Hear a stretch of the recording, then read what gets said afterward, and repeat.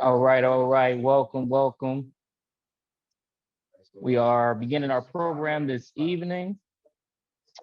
Today is Kuumba. Today is the sixth day of Kwanzaa. We have our good brother, New World Warrior. He's going to be ushering us in today with some libations as we get the program started for this evening. All right, brother New World. Could you, and also, I do have the cup here. Got to get some water in there for the libation. I got a little container here for you to pour it in. Oh, you got water? Okay, okay, excellent. Okay, yes, sir. Well, we don't. I mean, if you had a plant, then that would be perfect. Right? Once we not, you gotta make do. Okay, there you go.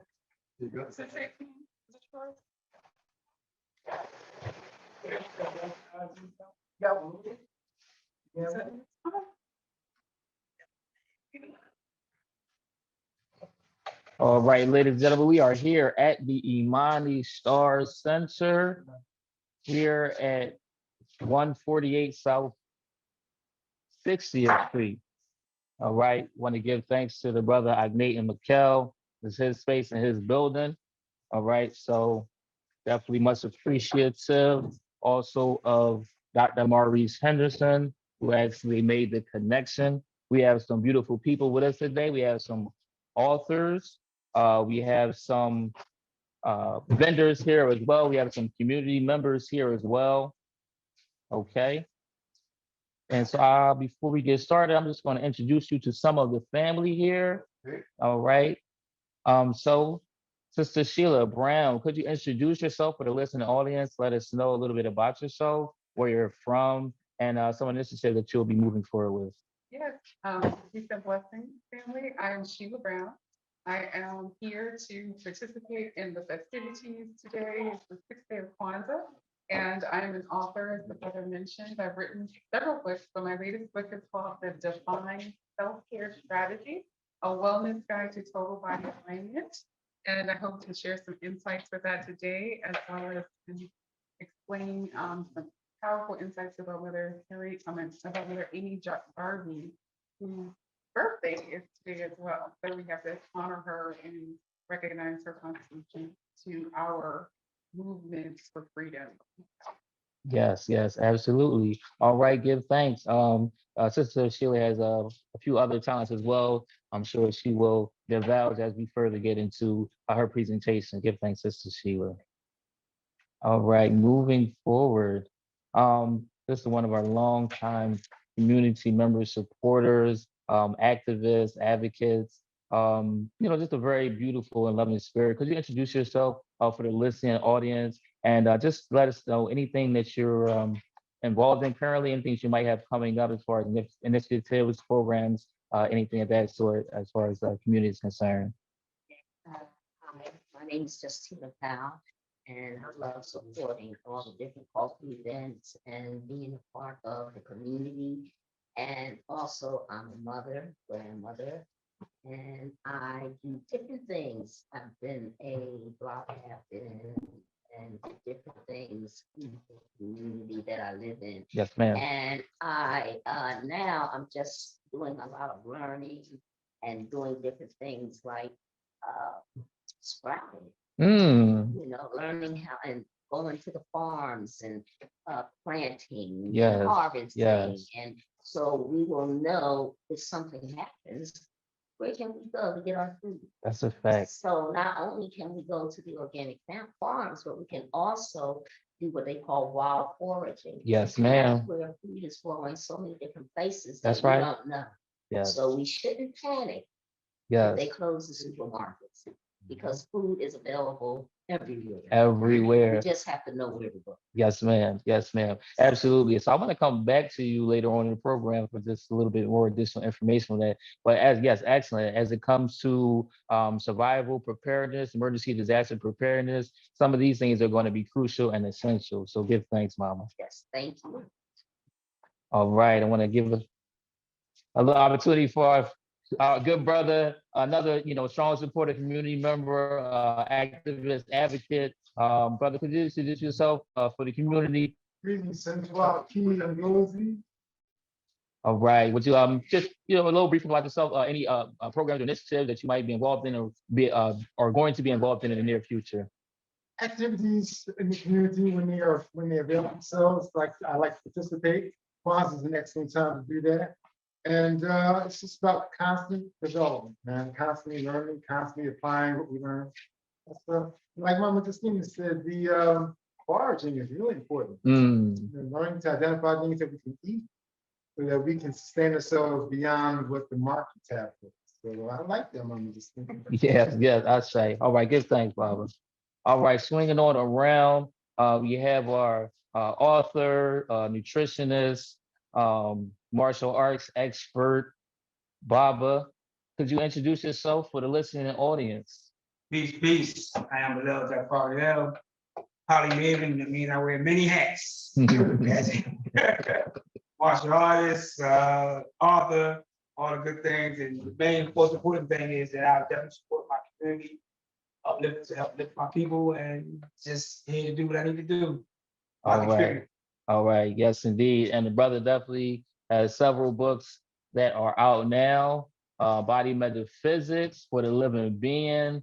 Okay. Mad Men, Crazy Women, The Mental State of Dis-Ease. Okay. The Straw Man's Argument. So this brother is cooking. So definitely make sure you tap in, check this brother out. Make sure we're supporting our locals and, supporting ourselves and each other. All right, give thanks, give thanks. Swinging on around, I got my brother in the rear. Oh, Good brother, could you introduce yourself? I'm a community member and I'm here to learn more about history, Amy Jacques Garvey, and speak to people about life. Okay, yes, sir, yes, sir. Good brother, long time community, member and supporter. As you see, he's got the banner on UNIAACL, all right? So, we're here collaborating, combining our efforts and energies together, making sure that this information is getting to the people. All right, so much appreciated, good brother. All right, give thanks, give thanks. All right, I'm gonna swing back around. I'll be remiss if I not introduce our good brother Baba Yao. All right, Baba Yao, could you introduce yourself for the listening audience and community that will be tuning in virtually? Yes. I'm Baba Yao. I run an organization called Kwanzaa Associates Inc. Foundation. And it's about mobility, assisting communities, organizations, people, and moving on with their products that help African people. Now, I do products and sell products to abroad and create relationships abroad from Ghana to support organizations and people. I'm here. I live in DC, but this is my home, so I'm coming back home. This is my homecoming. Yes, sir. All right. Thank you. Give thanks, much appreciated. The brother also, is a well-known community vendor as well. Always has a myriad of different products. Okay, t-shirts, incense, oils, body lotions. All right. So definitely check the brother out when he is around. All right, let's support one another. All right, give thanks once again, Baba. There you go. All right, swinging it back around. We're going to have our brother New World to usher us in. Okay, we're going to be performing what is known as libations. Good brother New World, could you explain a little bit to the listening audience what we're about to participate in now? We are about to open up this Kwanzaa celebration. Today is Kuumba. Kuumba, yes, sir. To be Garvey, and we respond with the name of the day, which is Kuumba. Okay. Kuumba. And Kuumba simply means creativity. Kuumba, creativity. To do always as much as we can, in the way we can, in order to leave our community more beautiful and beneficial than we inherited. Yes, sir. Not just for Kwanzaa, this is for every day of our lives. Okay, so this is Kwanzaa 365. Okay, yeah. Kwanzaa 24/7, 365. So these principles are not just for the 7 days of Kwanzaa, this is a foundation for a type of lifestyle that we should be living as African descended people. Every day of our life, All right, yes, sir. 24/7, 365. Okay, Baba, and what is this libation that we're discussing currently? Libation is how we request, we invoke as well as invite the presence of our ancestors to be with us, not just today, but at all times. Christians seem to not understand, and I think it's deliberate, cultural ignorance is unacceptable. Everyone else learned the best of what they have from us. Why we don't appreciate it, I'll never know, but it has absolutely nothing to do with me. I am somewhat of a student of Dr. Clark and many others who said the biggest problem we have is cultural continuity. We are continuous people. We walk around with this Armstrong, which is this Kemetic symbol for eternal life. But if you live eternally without a culture, do you actually understand? That's not living, that's a sad existence. Yes. Yes, So sir. we must be culturally aware. And this is all a part of us practicing our culture. Now, I was talking about how the Christians operate. They don't understand that prayer is not a bad thing, but libation is like prayer on steroids. Okay. Because the Creator Okay. does not work alone. I've heard many Christians say it's in the Lord's hands. I said, but you got to. What you gonna do with yours? God has blessed you every day. So they think they're saying something that God bless you. God has never stopped blessing us. I say. Why don't we act like it more often? Now I'm really talking crazy. All right. And this is all I ask us, to earn our right to breathe every day. The divine creator wakes us up every day, but the creator does not work alone. The creator should not have to work alone. If we've been blessed, we must bless everything we touch. We have the greatest responsibility on the planet. Why? Because God put you here first to teach the world, not take lessons. Now here we are in the 21st century, sitting at the feet of people who just crawled out the cave yesterday, talking about you getting an education. They can't educate you, nor is it their job or responsibility. Have you noticed they're closing schools and building prisons? I think you know who they're for. So we must be responsible. So moving back into Kwanzaa, we do libations because in libations, we honor the ancestors, the shoulders on which we stand and will always stand, because these people gave everything for us and we give nothing back in return. Reciprocity is a necessity for the African family to continue and thrive. And we must live in the best way we can, in every way we can, every day that we wake up, we open our eyes and breathe a breath. So I ask us to live a righteous life, to earn your right to breathe tomorrow. I say. This is what we do. This is what we must do. So we do libations to honor the ancestors. We invite as well as invoke their presence, because they are the power that stands with us. All time, at all times. That's right. And this is why we remember our ancestors. And we love them, we respect them, we I care see. for them. But I come from a time when I remember in the ancient world, okay, we never threw grandma and grandpa away. So we didn't have a word for a nursing home. We never threw the children away either. So we didn't have adoption agency. Somehow we picked up somebody's alien format and we did lost our minds. Now we become 21st century barbarians. We don't speak to each other. We don't care about each other. Some people will both tell you, I don't give a deal about you. How did we get this messed up in the 21st century? Another subject for another time, because we ain't got time for foolishness today.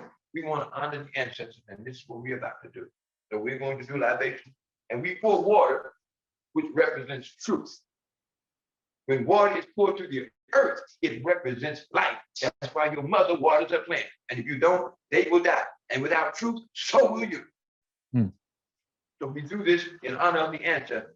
So we ask us to remember all of those who went before us. We can start in the ancient world and we can bring it to the present. But we want to remember all of those who went before us because they gave everything they had for us. And we know that they loved us because of the sacrifices they made. So I say, creator, creatress, thank you. And bless us to be strong that we may carry on as you would have us to carry on. Just as in the traditions of the millions who went before us. We thank them all for their contributions as well as their sacrifices, be they from the past, the present, and or the future, because they all contributed as we must contribute. If we are to be the great people that the Creator put us here in the very beginning, we must carry on in a righteous way. I call it divine alignment. Get as close as you can to the Creator and never let go. because the Creator has carried us the whole time. God treated us like we treat the Creator. We be in one heck of a fix with it. And us as a listening audience, participating audience, is there anything that we should be doing as you're performing libations?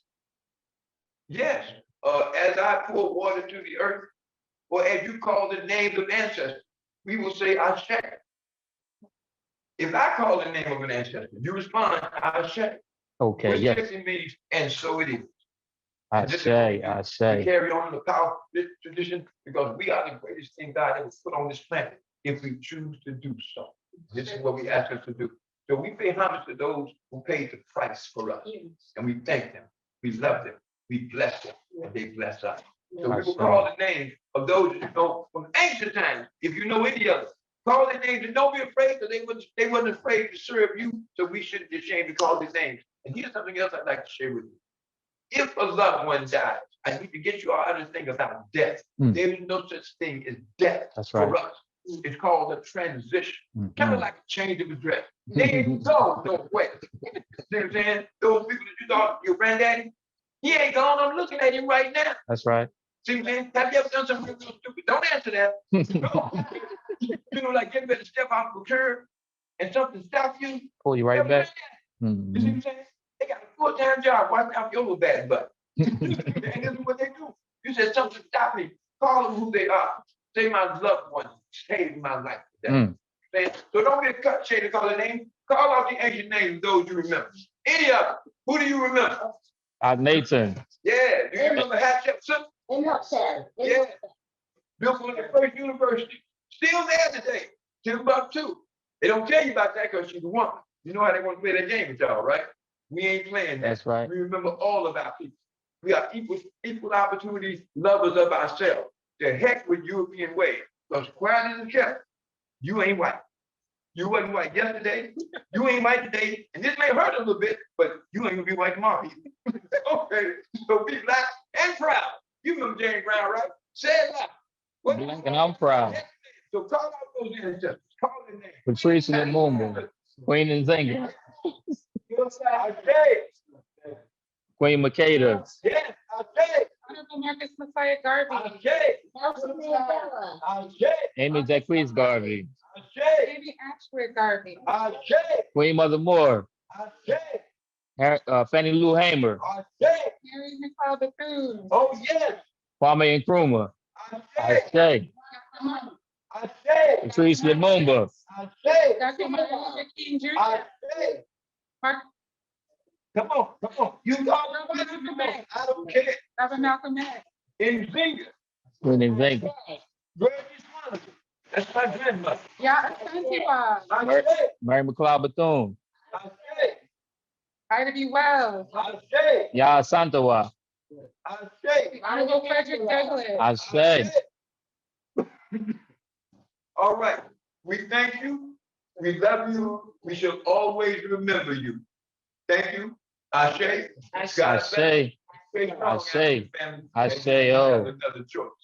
Ashe. Now, this is the end of our libation celebration.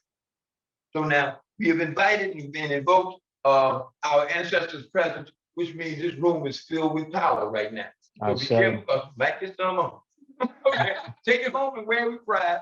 It will serve you, it will serve your best interest for the best of our lives. Never forget our ancestors, because as I said, they don't die, they transition. Okay. So what I suggest for us is when people that you say you love, if you're serious, unless you love them like white man loves slavery. Okay. If you are serious and you love them, remember what you say you love most about them, incorporate it in your daily work, and remember their names, and they will never die. They live eternally through us. And this is how we remember their name, in honor. We honor their memory. And this is what we must do. Don't worry about what America does. You just live in America. That's an unfortunate circumstance. But we're here, So what we will do, we will positively contaminate America with love and blessing. Because this is who we are. We are the greatest gift God ever put on this planet if we ever simply decide to be who we really are. Greatest word I could ever offer you is DESIRE. I can think of absolutely nothing on this planet that Black folks have ever really wanted to do that we could not accomplish. And if you do it together, I pray for your enemy. Ashe. I say. Ashe. Ashe. Oh. So now, And Baba, with that being said, could you give us a little bit of information on the display, the Kwanzaa display for those Yes, who may sir. not be familiar? We'll start off with the Kwanzaa symbol, just with what you see on your table. Yes. Now, we don't have the corn, which is called, the proper term for it is, Muhindi, which represents the corn. Now, I always like the corn, it's not here. So if you have corn, remember this, because that one stalk of corn, that one, piece of corn has all of those kernels on it, Mm, which represents us as a people. One people, all on that one, 10 feet, a whole lot of people. See what I'm saying? On just, we talk corn, but the kernels on it represent people. That one stalk of corn presents a lot of kernels. And this is what we must do. This is why we must do what your Bible says. Be fruitful and multiply. Well, this is why the corn is so important. It shows us why multiplication is so important to our continuation.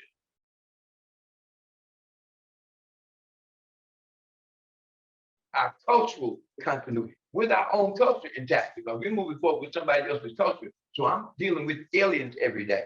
We don't know who we look in the mirror at every day, and that is a criminal effect. It's a shame. We should be ashamed. We argue. We can have a major war over just what we want to call ourselves. But we are African people. We are the children of the Most High. I just wish we act like it more often. It would make a heck of a difference in this world. Now, the first we will start off with the crops. All of the crops, okay? We refer to them as the mazao, which represents the crops, okay? Then you have the mat, which is referred to as the mchika. That's the place mat. Then you have the kanara. Now, not the minara. The minara is what the Jewish, because they're not Jews, they are Jewish. They stole somebody else's identity. Okay? Yeah. Don't worry about that term they use. They call it anti-Semitism. No. Anti-Semitism doesn't deal with people that hate Jews. Anti-Semitism deals with the people that Jews hate.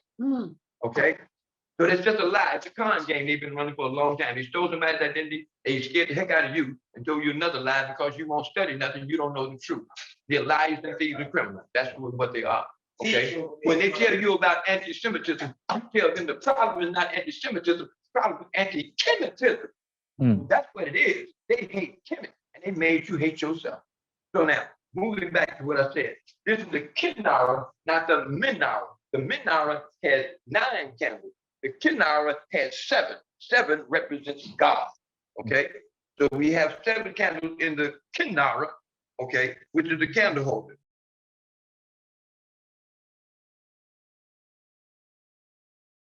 Then you have the corn, which is what I was mentioning, which is referred to as the Muhindi. Then you have the Mishuma Saba. That's the 7 candles. Okay. All right. And then we have Kikombe Cha Umoja. That's the unity cup, which I just poured from. Okay. And then we have the Zawadi, which is all of the fruits. But quiet it is kept. The Zawadi are our children. Okay. Yes, which we refer to in Swahili as Watoto. Yes, that's the children.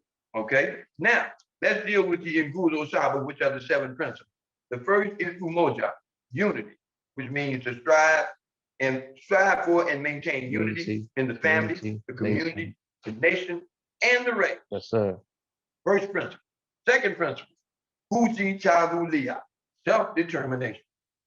To determine ourselves, to name ourselves, to create for ourselves, and speak for ourselves, which means you can't be a slave no more. Okay? Then you have the Ujima, which means collective work and responsibility. And man, if we grab a hold of that, the world's going to change almost overnight. Never to be foolish again. Collective work and responsibility to build and maintain our community together and make our brothers and sisters' problem our problem and to solve them together. That's right. I'm gonna pray for that one on my knees. I'm gonna get your knee pad. Ujama, cooperative economics, to build and maintain our own stores, our own shop, and other businesses, and to profit from them together. No more than end madness. You know what I'm talking about. Then there's Nia, purpose. Nia means purpose. Yes, sir. To make our collective vocation and building and and building and developing our own community in order to restore our people to their traditional greatness. I can't wait for that to come around. Then there is Kuumba, which is today Kwanzaa. Creativity. Yes, sir. Kuumba represents creativity. That's right. To do always as much as we can in the way we can in order to leave our community more beautiful and beneficial than we inherited it. The last principle of Kwanzaa, the Nguzo Saba, is Imani, which means faith. To believe with all our heart in our people, our parents, our teachers, our leaders, and the righteousness and victory of our struggle. Ashe. These are the symbols for Kwanzaa and the principles for the Nguzo Saba. Ashe. Harambe. All right. And this is how we will end it with the Harambe, the 7 Harambe. So at this point, we will go into the program of the Kwanzaa celebration if there's entertainment available, because I don't know how the program was set up, but I'll try to be a good host. And if you all will fill me in, I will definitely lead this in the right direction, because righteousness is what I love. And if you ain't careful, I'll get some of it on you. Yes, sir. Yes, sir. Much appreciated. And I think with that being said, we're going to go ahead and start lighting our candles. Okay. And to get, yes.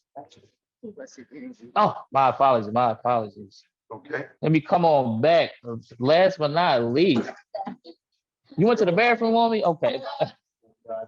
Okay. All right. I was getting money to support the venture. Okay. Yes, sir. All right. Coming back, I just want to make sure that we don't neglect our good brother, activist, radio personality, community member, man, father, and good brother, could you just introduce yourself? You just did all that. Eric Brother Shamari, Philadelphia, born, raised, bred, and here supporting at the Imani Center. Shout out to Brother Khan. We used to play basketball together. I say. Brothers growing up with us growing up, it's going to hold down that legacy. Shout out Mr. Chi and yourself, everybody here on this Lumumba Creativity Day of Kwanzaa, and it's glad to be here. Much appreciated. And I'll just let the listening audience know anything that you might have coming up, any programs, initiatives that you're involved in currently, or that you might have coming up in the near future. Yeah, it's a lot going on, man. Yes, sir. Stand by and really do some things around the systematic collusion of our city, moving Black people out. Okay.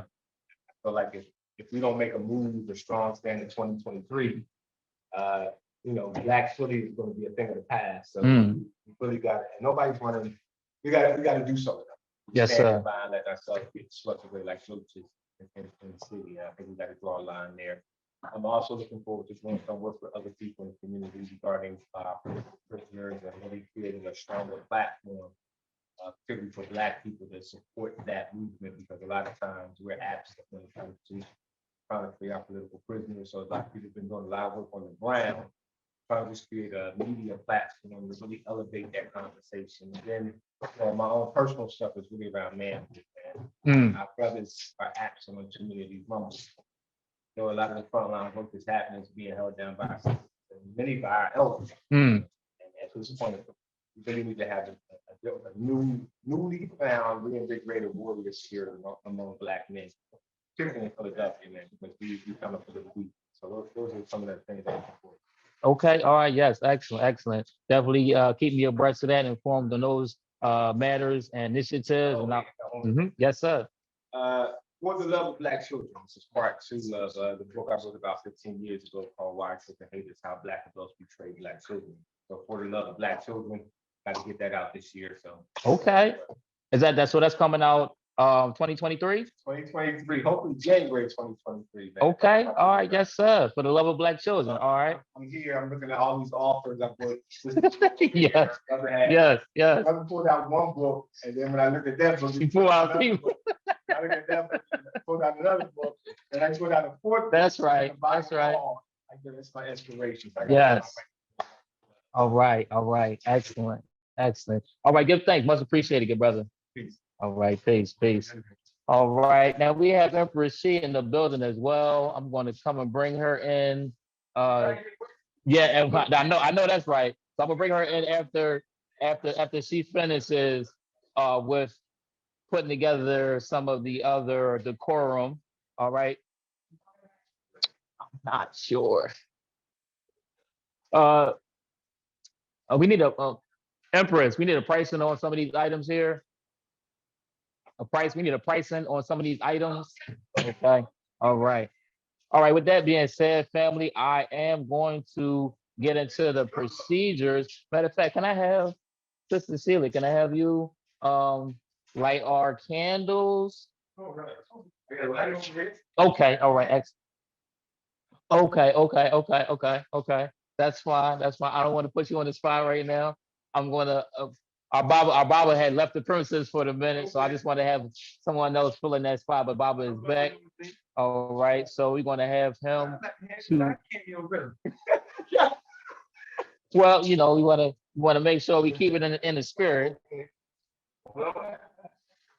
We start off with our black candles. Okay, we start off with our black candles. All right, which is for our first day, which is Umoja. All right. So we're starting off. Matter of fact, is that candle? Because I might have another candle for you if that candle's not. I mean, another lighter for you if that's not sufficient. No, it's like us, bro. It ain't easy to get to. Now, see that wick is a little. Okay, there it is. Every one of us is worth the sacrifice. That's So right. we take time to make sure we reach them. That's right. See, they taught y'all the weak method. They say each one teach one. I'm so arrogant I change. Each one teach three, because one is too slow. We are twice as ahead, you know. Yes, sir. Okay, so we have Umoja, then we have Kuti Chakulia, we have Umoja Unity, Kuti Chakulia, self-determination, Ujima. and then we coming back over to the Collective right, working collective work and responsibility with Ujima, then we're gonna come back over to the left for Ujamaa, Okay. which is cooperative Cooperative economics. Okay, we do it again. We ain't scared. All right, all Okay. right, making sure we get it right, All family, right. get the procedure we right go- as well. Then we go to Nia. No, No, that's Ujamaa, Ujamaa. cooperative economics, that is Okay. next. Yes, There you go, back out here to the red. all right, all right.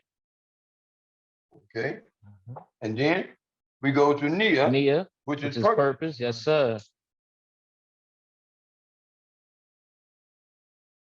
All right. Right. And then we go to Kuumba, Which is today. And not to discriminate, but we won't like Imani, which is faith, until tomorrow. All right. So we're going to like Kuumba now. Kuumba creativity. So now that I lift you up, you're on fire with creativity. All Show right. the world who we are. All right. So we have our 6 candles lit and our final candle. We might light it ceremoniously. Okay. All right. For the final day, we will not be here All right. tomorrow. All right. So these are all 7 candles are lit.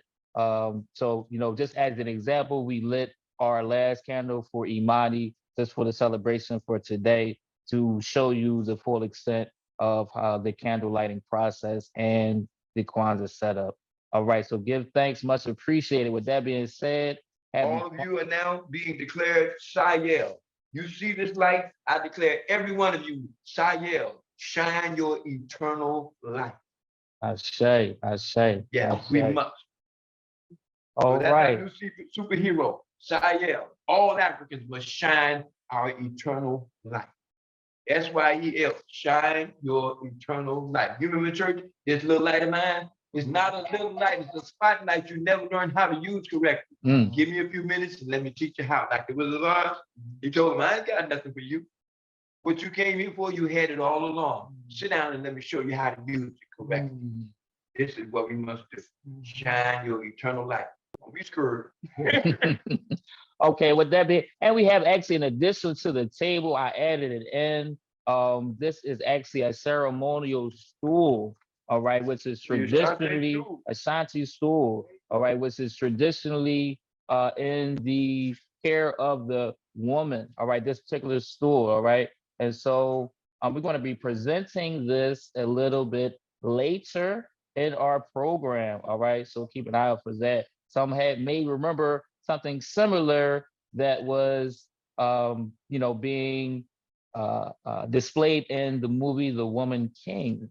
All right, so this is one of those same styles of stools. Okay, it is a stool and an enthronement. All right. Yes, it is. All right. So Say throne. with that being said, I want to see if we can close out this portion of our program of the candle lighting and the Kwanzaa setup with a number, a creative number, since this is the day of Kuumba creativity. If we can have a number by our Baba New World to close us And I out. can't think of a better song than if every voice and sing, children in heaven ring with the harmony of liberty.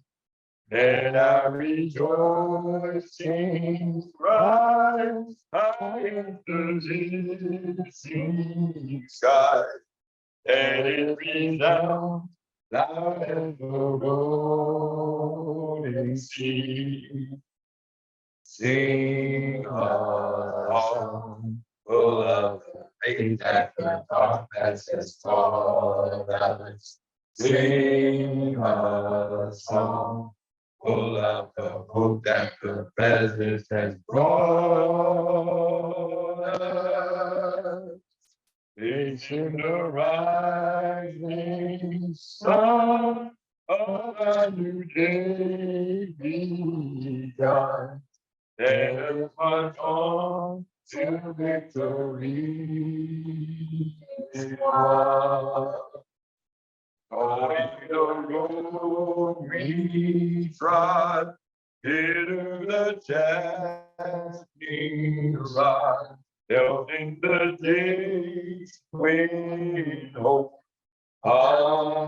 unborn had died, yet with a steady beat, have not our weary feet come to the place for which our fathers died. We have found over a way that it has been watered. We have found bedding our path through the blood of slaughters. Out from our gloomy past, we stand at last, where the white gleam of our bright star is cast. Now, this is my favorite verse. God of our weary years, God of our silent tears, thou who has brought us far on our way, thou who hast by thy might led us into the light, be but forever in thy path we pray. As our we straight from the places our God where we met thee. As our hearts drunk with the wine of the world we forget thee. God, who beneath thy hand, may we forever stand. True to our God, true to our native land. Yeah. All right. All right, I say. 6 Harambe's. Six. We on 6 there, Kwanzaa, 6 Harambe's. Okay. Right. You go with that. All right. I'll go with it. All right, you go. 1, All 2, that knockers up, 3. don't be scared. We gotta knock it out. All right. Harambe. Harambe. Harambe.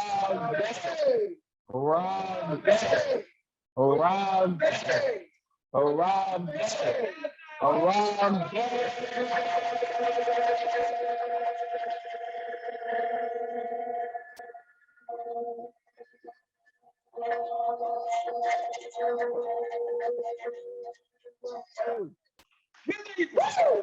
I say.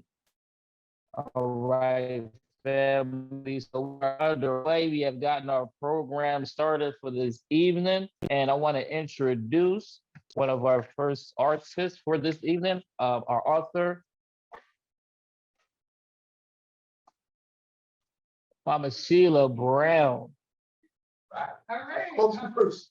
Well, I want to, before I do a presentation Yes. about my book and about the ancestors and how they strategically use the 4 elements of air, fire, earth, and water to achieve freedom and health, I want to first do something very special because this is a very auspicious day in the Black universe.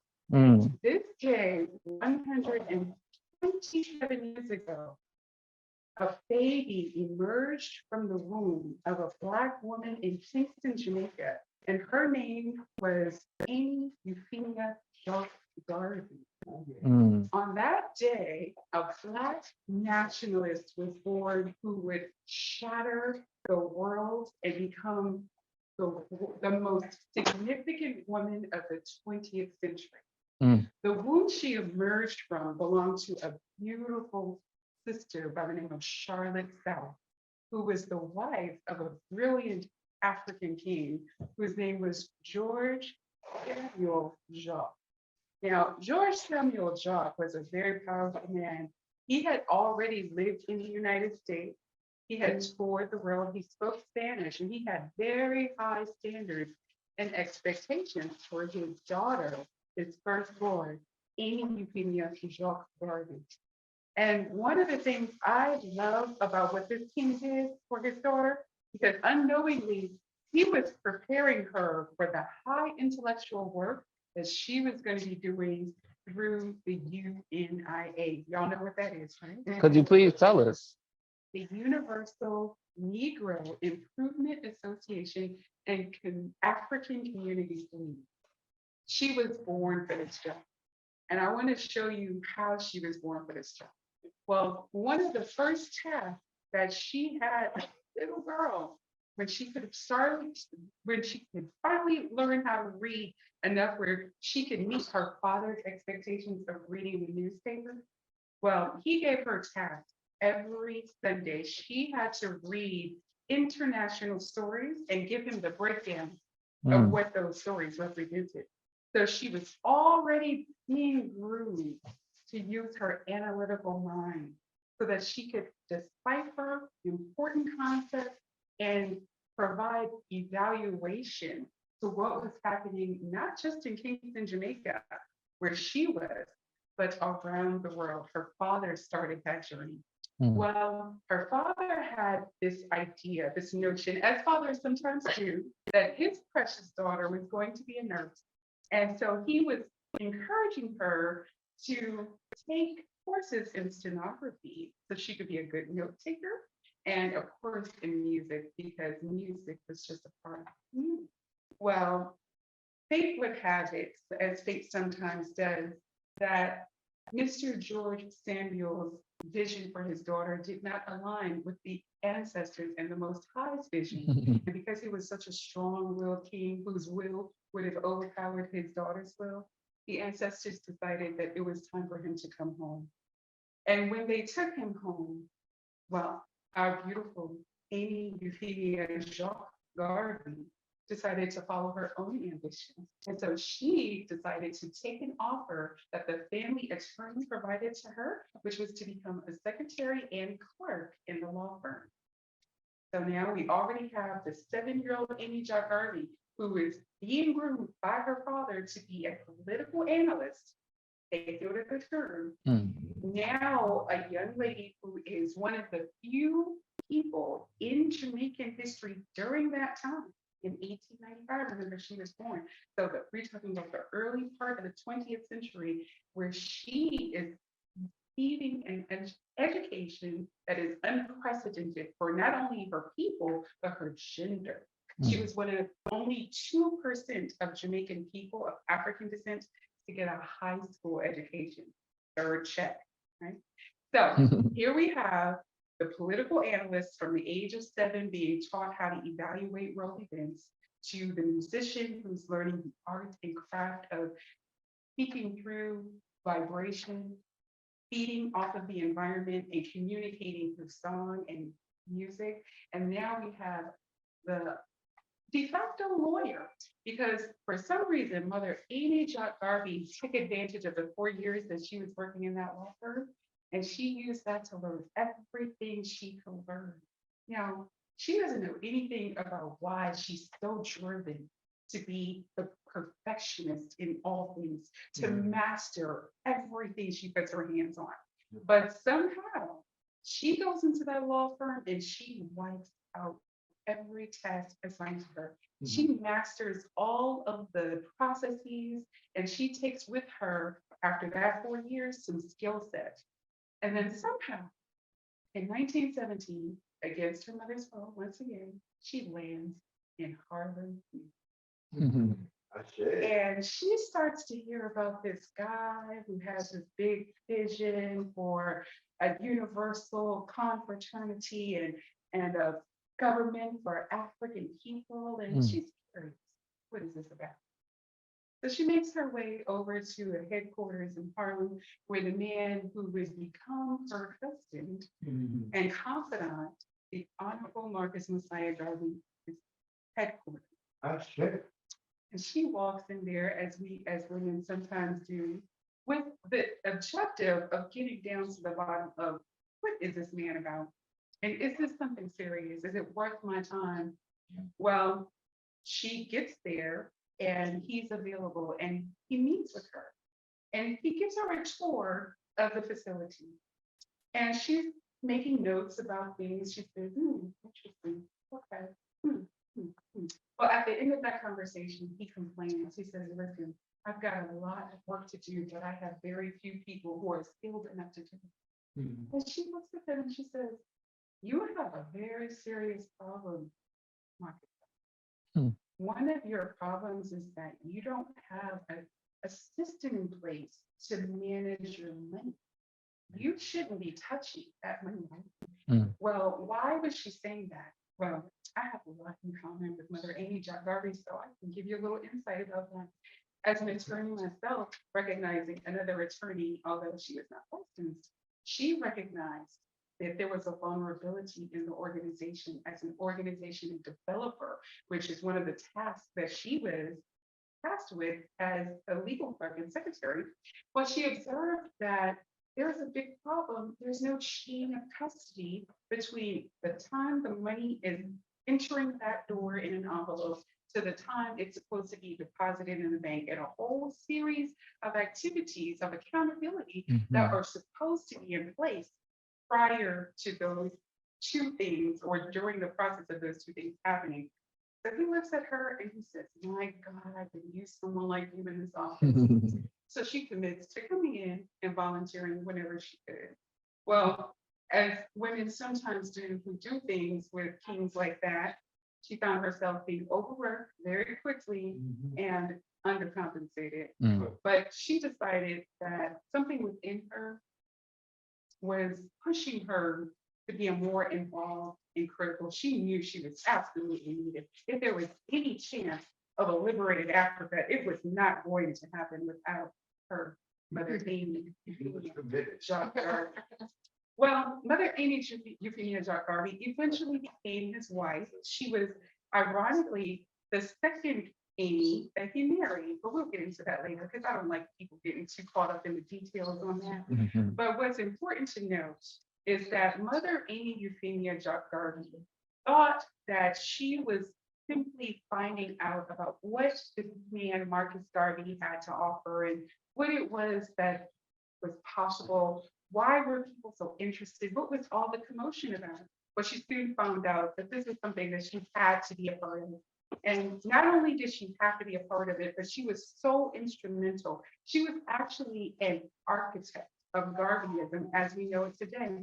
In fact, because of her insight and her skill set, and because of her foresight, and because of her prophetic gift as a woman who could speak with vision, she decided, you know what? I need to start gathering all of the speeches and writings that my husband at this time was doing.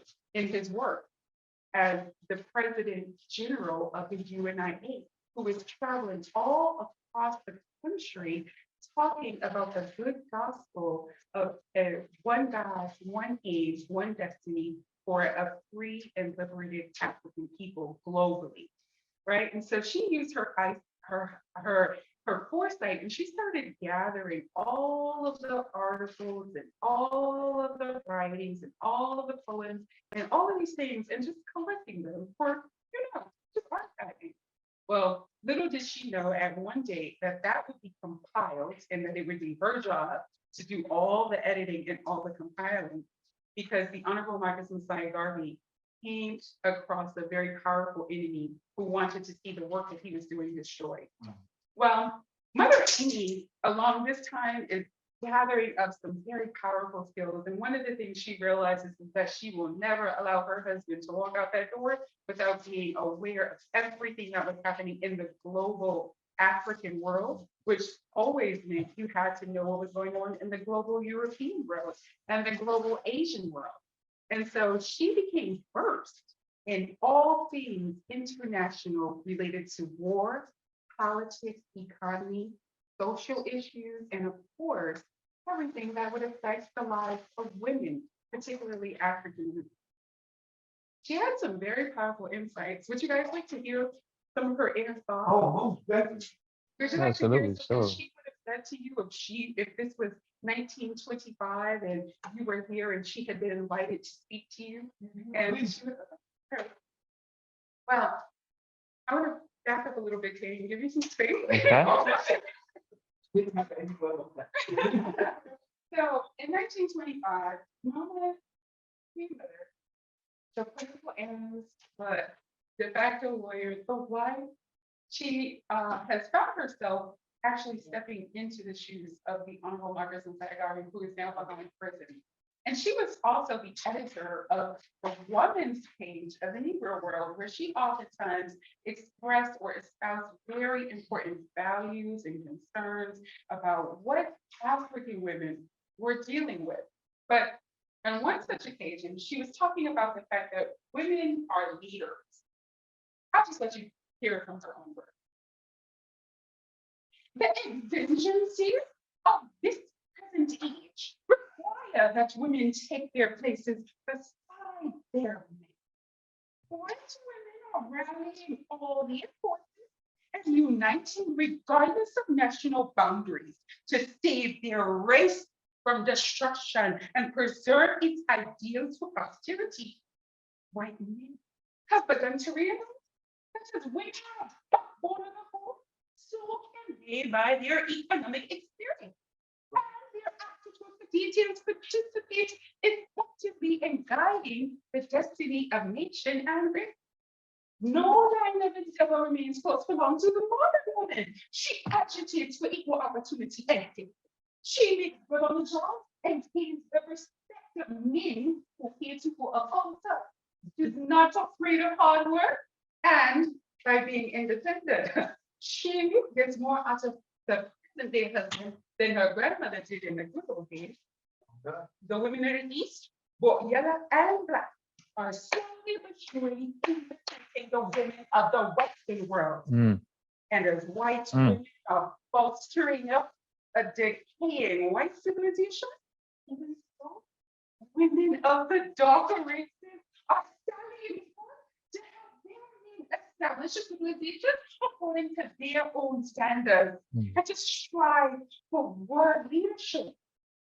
Women of all kinds and races have as great a part to play in the development of their particular as the men. Now, some readers may not agree with us on this issue, but do they not mold the minds of their children, the future men and women? A woman can so direct her thoughts and conduct so as to bring into the world either a genius or an idiot. That's right. Imagine the early contact between woman and child, which she directs his form of speech and is responsible for his conduct and deportment. Many a man have risen from the depths of poverty and obscurity and made his mark in life due to the counsel and advices of a good mother whose influences guided his footsteps throughout his life. Women, therefore, are extending this holy influence outside of the realm of the home, softening the ills of the world with their gracious and kindly concepts.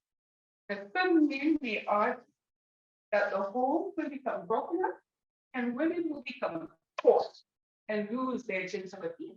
We don't think so, because everything can be done with moderation. The doll baby kind of woman is a thing of the past. The wide awake woman is forging ahead, prepared for all emergencies and ready to answer any call, even if you need to face the cannons on the battlefield. New York, New York has a woman Secretary of State. 2 states have women governors, and we would not be surprised if within the next 10 years, a woman raises the White House in Washington, D.C. Women are also in diplomatic position. And from time immemorial, women have been used spies to get information from their country. White women have greater opportunity to display their ability because of the standing of both races and due to the fact that Black women are less appreciative of their women than white women. The former would more readily sing the praises of white women than their own. Yet who is more deserving of admiration than the Black woman? She who has endured the rigors of slavery, the deprivations consequent of unauthorized rape, and the indignities heaped upon a weak and defenseless. Yet she has suffered all with fortitude and stands ever ready to help in the onward march to freedom and power. Be not discouraged, Black women of the world, regardless of the lack of appreciation shown you. A race must be saved, a country must be redeemed, and unless you strengthen the leadership of facility Negro men, we will remain marking time until they get away in leadership of the world and wait before subserviency under them or extermination. We are tired of hearing Negro men say there's a better day coming, while they do nothing to usher in that day. We are becoming so impatient that we will rush to the front ranks and serve notice of the world that we will brush aside the cowardly Negro leadership and with prayer on our lips and arms prepared for any threat, we will press on till victory is over. Africa must be African. Yes. And Negro everywhere must be independent. God being our guide. Mr. Blackman, watch yourself. Ethiopia's queens will ring again, and her Amazons protect her shores and people. I say. Right. Oh, right. Yes, man. It was dynamite. So what inspired you to dig in and just get this excerpt from the speech from Mama Garvey? Believe it or not, well, first of all, I'm obsessed with Queen Mother Amy Jacques Garvey. If it's not obvious, right? Okay, so I'm completely obsessed with her. Now, when I say to you, she is literally. Thank you. I'm obsessed with it. We all really owe a great deal of study to her life and her contribution. You know, she wasn't only a journalist, of course, one of the many accolades that we can add to her repertoire. She was a speaker. In fact, when the Honorable Marcus Mosiah Garvey was incarcerated, he didn't stop a thing that he was doing. He just assigned it to her. So while in prison, More than prepared. while in prison, he was literally creating an itinerary from New York to South Carolina, from Tennessee to Oregon, if necessary. And she was flying all across while raising money for his defense while advocating for lawyers, while managing what little resources there were available, we owe this team So a duty of honor and respect. In fact, I would dare say that we should never utter the name of the Honorable Margaret Messiah Garvey without uttering her name at the exact right. That's right. That's right. But she That's right. became the de facto president of the UNIA. But don't tell the brothers that. I don't want the smoke, right? But she was a real issue. I'll let the truth stand. She was an issue not just for the people who were doing everything they could to undermine the work of the UNIA, but she was a real concern for the what I call out-of-the-way, people who were undermining everything that the Honorable Margaret Messiah Garvey did. Well, they realized that even though they had caged the tiger, they hadn't done anything to cage the tigress. And so nothing stopped when he was incarcerated. And she, with her poor body, because she was ravaged with fatigue, because all of the things that he expected her to do during relatively good times, he expected her to do during extremely bad times. And she always answered the call, but it took a deep toll on her health.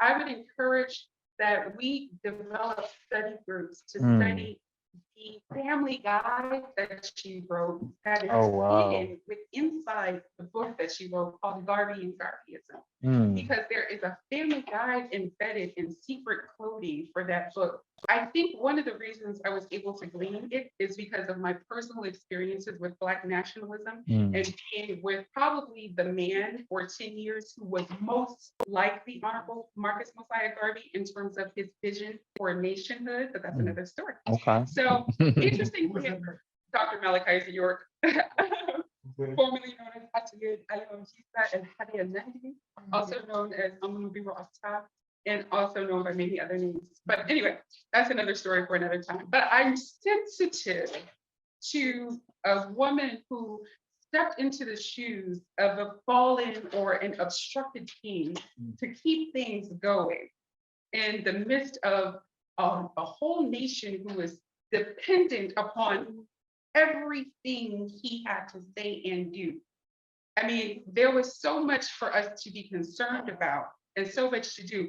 But what you just heard was actually an article that she wrote. Oh, wow. That was an article that she wrote. What? I thought you did it in front of. No, it wasn't a speech. It was Right, wow. 221 writings that she had. You know, she wrote plays, she wrote Oh, sketches, wow. she wrote short stories. No, I did not know that. Of course, she was a clear competitor for the oratory for her husband. And it's so sad because I've only seen a teeny clip of her speaking. Wow. And there were thousands of times where he was trying to go around the world to do his divine work even after incarceration, and the borders would prevent him from going, but the people were waiting. Right. And he would just send her, and she would break it down, you know, never missing a beat, always answering the call, but never getting the respect that she deserved and the recognition that she deserved. And my prayer is that we will change that, and that we must change that because she has left us so much. And in fact, everything good that you know about the Honorable Marcus Mosiah Garvey and the UNIA, you only know because of her. Everything you know. The only articles that were prevailing in the news about him were lies and misconceptions and harmful things and derogatory statements. She literally saved history for us by archiving and documenting what was actually happening, and not just from a passive perspective, but from an active African mind and analyst. She was, for all intents and purposes, one of the best and most prolific political analysts that the world had ever seen. When I tell you, we're looking at the most significant women of the 20th century. In fact, the Honorable Marcus Mosiah Garvey's defense was largely even possible because she enacted the chain of custody. Because prior to that, everybody had their hands on the money. Yeah. And when you read Garvey and Garveyism, like I did, you probably won't realize that she's the author, that the wife is writing. But you don't get introduced to her until around page 30, 33.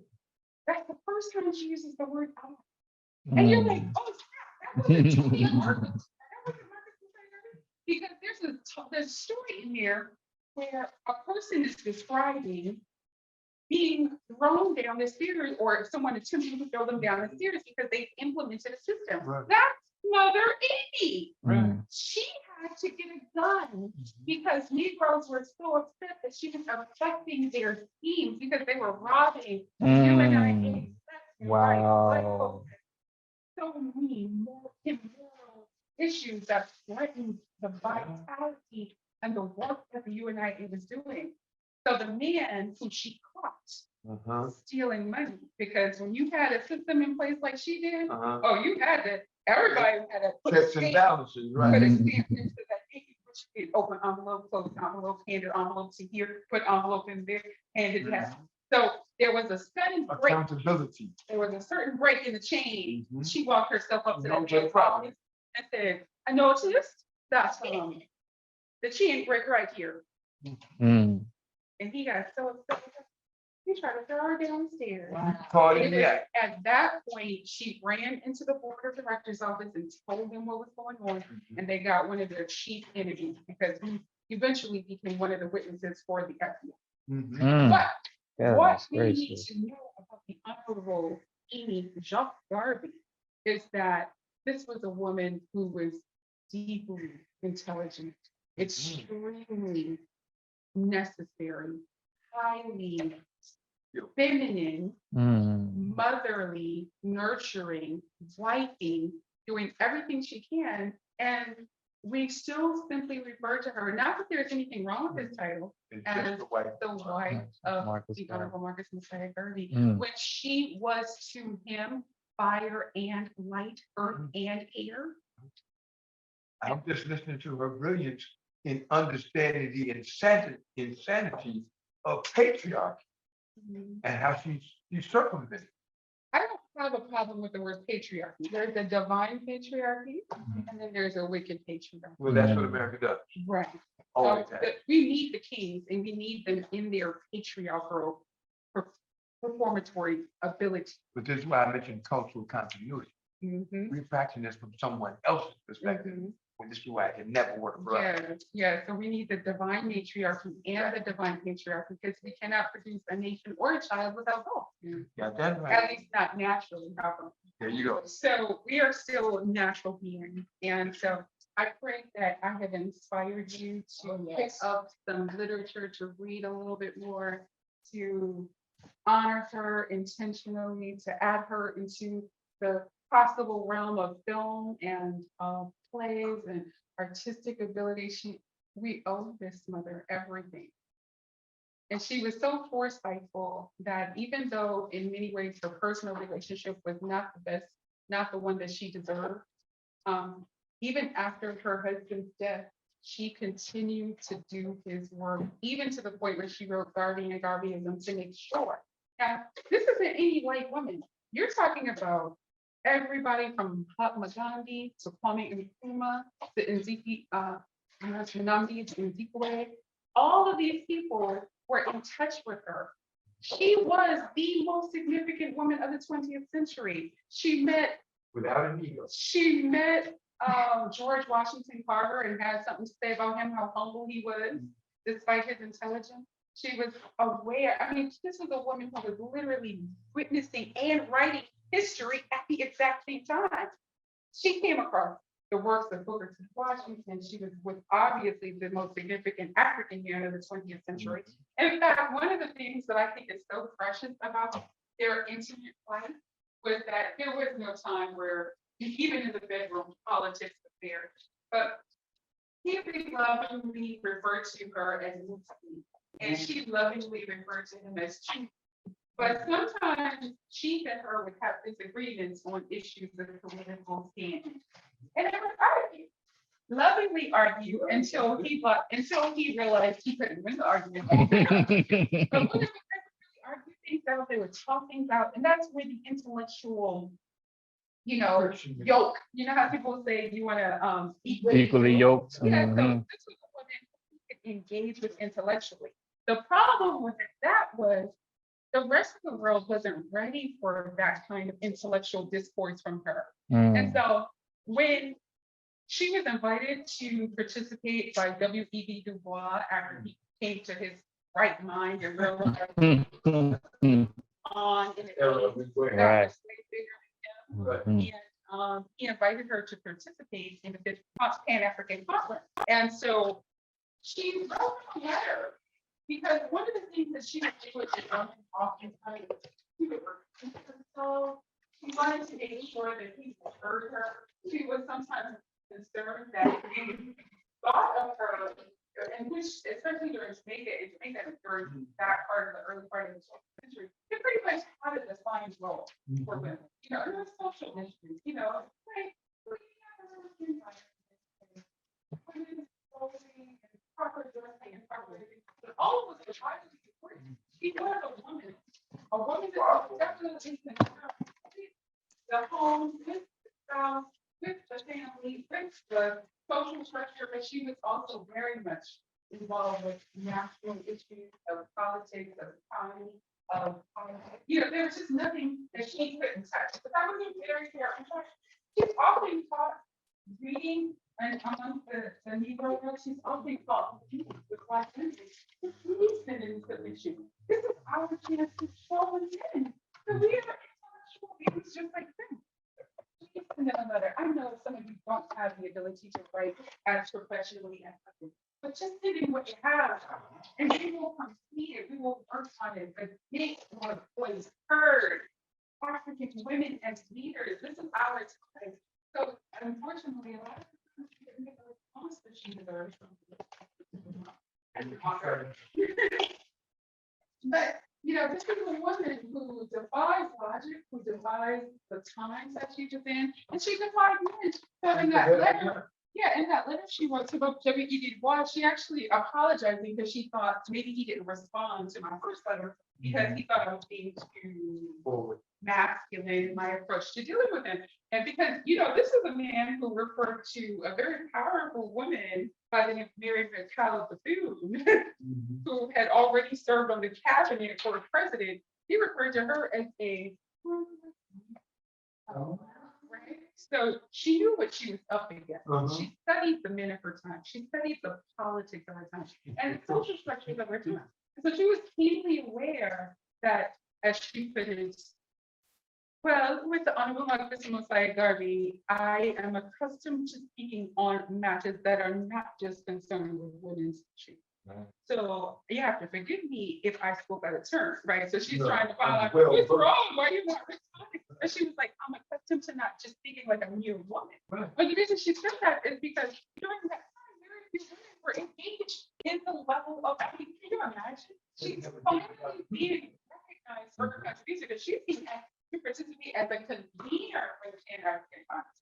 That was a great honor for her because she was one of only few women, if there were any other women at all. So I can go on for days and days. You know, I love programs. So I'm going to let the other programs take it. Wonderful. Thank you.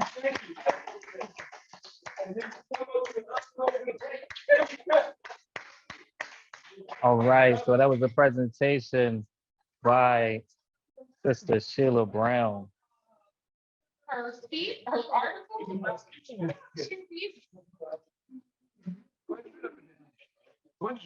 All right, and just to close off, I just want to give you the opportunity to speak on your book as well. Well, I didn't just had other things to talk about in the rest of the program. Okay, I'll circle back. I just wanted to give you the opportunity That was to. actually not supposed to even be my keynote, but Oh, and sometimes the ancestors do. okay. I say. My birthday.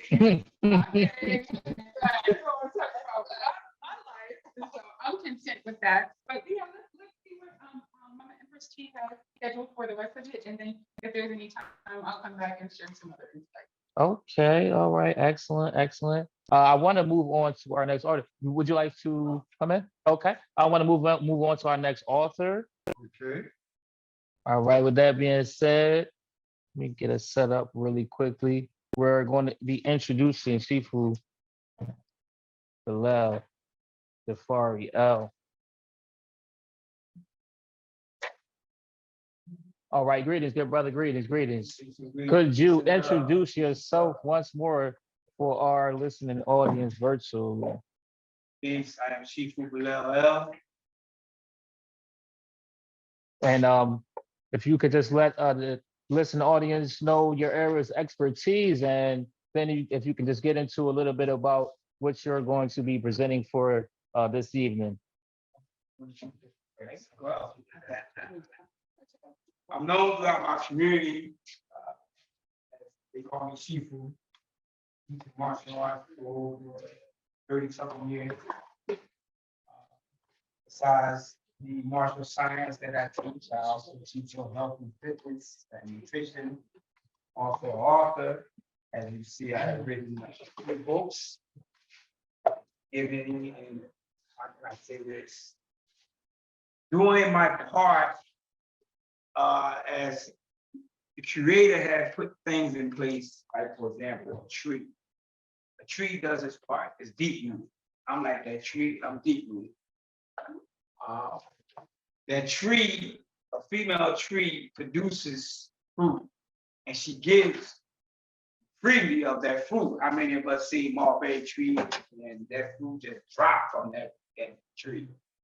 I am just like that tree. I give what I can get naturally.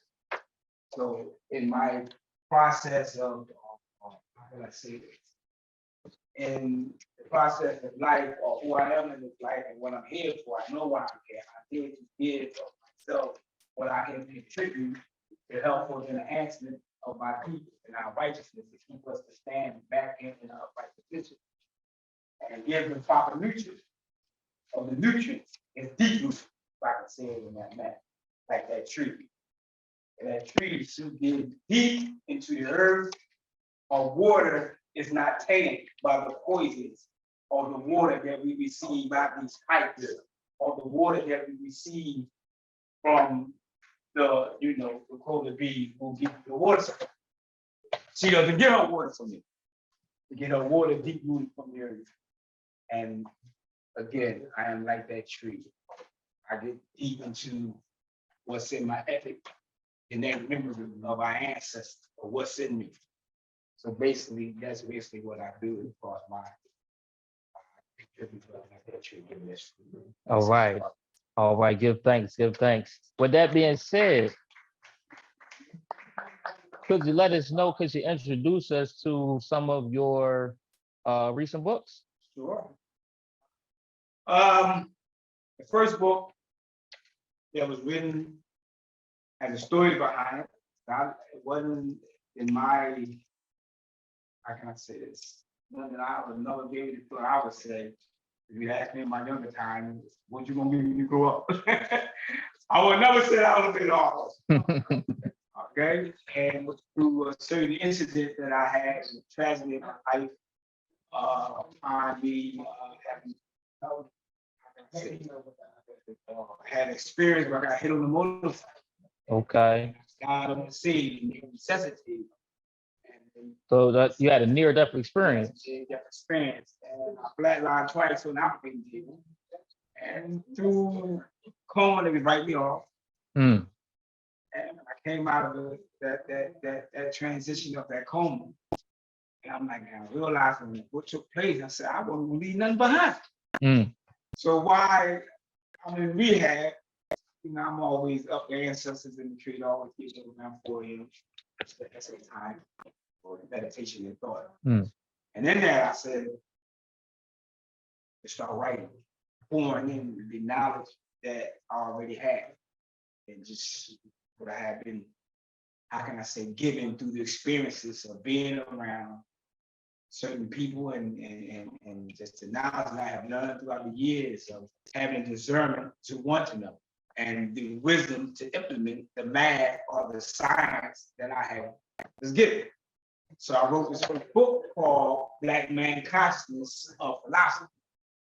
And in this book, I have a few chapters. I always write based on 5 chapters. And on the 5 chapters, because I always use 5, the 5 is like a fist, and your fingers and your members and make a fist. So we can Okay. Yes, and the sir. first chapter was Who is God? if I had to go back and tap into who we are as a people, and if God's will in us, then that makes us who we are. If we say we're a child of God, then it's time for us to go up and be and take that responsibility as God, but not take it from the Creator. So of course, the chapter causes a lot of controversy, but it's okay. My second chapter was self-being, a spirit versus reality or the reality of religion. So in this chapter, I begin to expound on the spirituality versus religion, bringing back, and then the last part of the meaning is the bind. So when you put yourself bind, you're not taking yourself back to your God self when you put yourself into it. Okay? And then the third chapter was called husbandry, the economics of wealth. And I teach that, or taught in this book and in the writings, that every family, that family dealing with the Black family is about business. It's about building our wealth, because we don't leave no wealth or no inheritance behind for our children, or our children's children, Right. or our children's children's children. Yes, sir. Okay. Yes, sir. Okay, and I teach that we need to have that gross genetic product of being able to reproduce our own businesses, and each family should have a business. Mm. That's in short. Then the third Yes, sir. chapter, or the fourth chapter, was health food for thought, which is something that I definitely had to write on, bro, because we have got out of eating the natural. Spoke about that tree earlier. Yes, sir. See, that tree is deep rooted, giving you the water from the earth, giving you them deep rooted minerals from the earth. So we don't no longer eat for nutrition. We eat based out of ego. Something that we want to do to make us feel good. Okay. Because we Okay. like it taste good, and then we got to call it good. Come on. Okay. We're ready to have these plants for us, that in the plants is growing the minerals from the earth. So I show that healthy thought. These are the thing about. Yes, sir. That chapter was the white boy's negative from birth to the damn grave. I show from your birth certificate to your death certificate that you still A slave. controls as a slave. Mm. And that's Black man. Black man consciousness and philosophy. Yes, sir. Yes, sir. And writing that book, people say, man, I need a encyclopedia and a dictionary to study that book. So as I sit in the barbershop and get my hair cut and listen to how the young people talk all the time, I say, you know what, I have to put stuff in their language. Okay. So I wrote my second book, which is called The Straw Man's Argument. Okay. Now, we all know metaphorically in the Wizard of Oz, the straw man was going to the wizard, asking him for a break. But yet he's walking, he's talking, running around, playing with dogs, playing with children, playing with fire. Okay, but didn't realize that he has a break.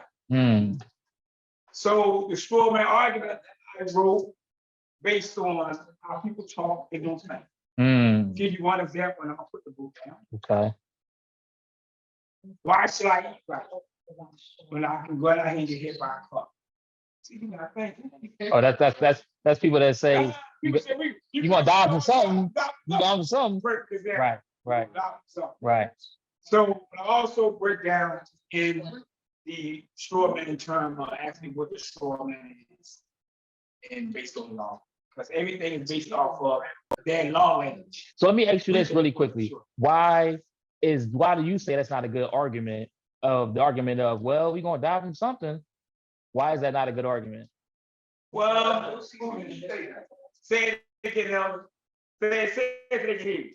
It says a foolish statement. Yes, it is. But first of all, when you get into the real science of anything, I'm gonna get better. Okay, I don't know my body transition. I don't die anything. Okay, this is body movement stuff. But listen, let me say something to you. In our genetic body, or our biological body, we live a long time. But something happened where we no longer live that long. And actually, the straw man don't want to live that long. Straw man don't want to be 100, still running around like a young boy. Why? Because we have been programmed to think that if you are 100, you're supposed to be diseased or diseased. Old and decrepit. Yeah, Right. use the Right. word old, and Mm, old means what? To decay. mm, See, I'm 55, but I do it at okay, at 55 Mm. of age. All that means is I spent around this earth or around the sun 55 times in this form. Even mhm. though I may be a little bit more age than that, because I don't know what age I was in my attic form when I was my dad. But anyway, that's what I wrote the straw man's argument. Okay, yes, sir. Yes, And sir. again, I will make a statement speaking on words. Mhm. We are not taught civics, so we don't realize that the English language casts so many spells upon us. Mm, And when we're dealing with them on the reality of their words, they use is more so the law dictionary. I give you a prime example. When we say we are a person, to them, that person is fictitious. mm. Because you have to say you are a natural person, which you are. There's Wow. a black man, the black God. Okay, so it's a lot of terminology based on like etymology and law, what do you call the Black Law Dictionary. Yes. So that's the civil aspects of that people don't really understand when you're dealing with certain terminology and vocabulary. I have to touch on this real fast. Yes, sir. Before we go any further, because we have been taught many things and we have many leaders that came out and expressed that. And we have to realize that when you talk about law and you mention black, we know that in law, notice how I say it's in law, they Mhm, say black is to be a slave mhm. and white is to be free. So we know white is a new word, not even That's it's right. something they created to bring everybody under the umbrella. Right, All the European descent under the umbrella to say you can be free. right. And black means slave. That doesn't mean that black means slave. That's right. That is in their black law. And their Black is definition. the highest frequency. That's right. The highest carbon 14 with the Greek called melanin that you can tell us to see the greatest of all things and the highest form of the power in this universe is black. That's right. Everything comes See, from but black. when we get caught up Mm-hmm. and they don't know how to teach it the correct way Okay. Okay. and got us running from our blackness, that's why we're so white. Mm. All right? Now, I said. all day long. I said. So in the third book I wrote, people always say to me, Shifu, Shifu, how do you always feel so cut up? And you don't go into the gym. I say the gym ain't but That's more etymology. Is that correct? correct. Yes, sir. We get into the etymology of these Greek. That's right. Go out in the park and grab and do some pull-ups, push-ups, some dips, That's right. and run and walk, and we be good. So I wrote the book, Biomechanics for the Living Being. Okay. Okay. Okay, and I broke down the science. And again, each book has 5 chapters. Yes, sir. I'm just going, you know what? I didn't break down the 5 chapters. Just throw them in right. You sure did not. Yes, You sir. read them real quick. Yes, sir. Chapters are, I got rights. I got a right to live. Mm. What's that? Yeah, man. Yeah, man. Oh, man, sorry. So are these like universal laws and rights? Well, based on the straw man's argument, when they say they got rights, I'm gonna read something to you, you will catch on. Okay. He said, I got rights. Mm-hmm. I am an American born in America. I have a birth certificate that says so. Mm. My mama has one. My daddy has one too. So who are you to say that it's not me because my name is in all capital letters? Okay? Mm. I am not fictitious. I'm a person, a U.S. citizen of the United States of America, the greatest country in the world. Where else I'm going to go, they'll provide me the rights and the privilege to be the ward of a state, a corporate citizen, a subject. Mm. My birth certificate is my legal contract that binds and establishes me. Yes, as resident of any corporate state of America, where I am granted the license to drive from state to state. It's my privilege given unto me.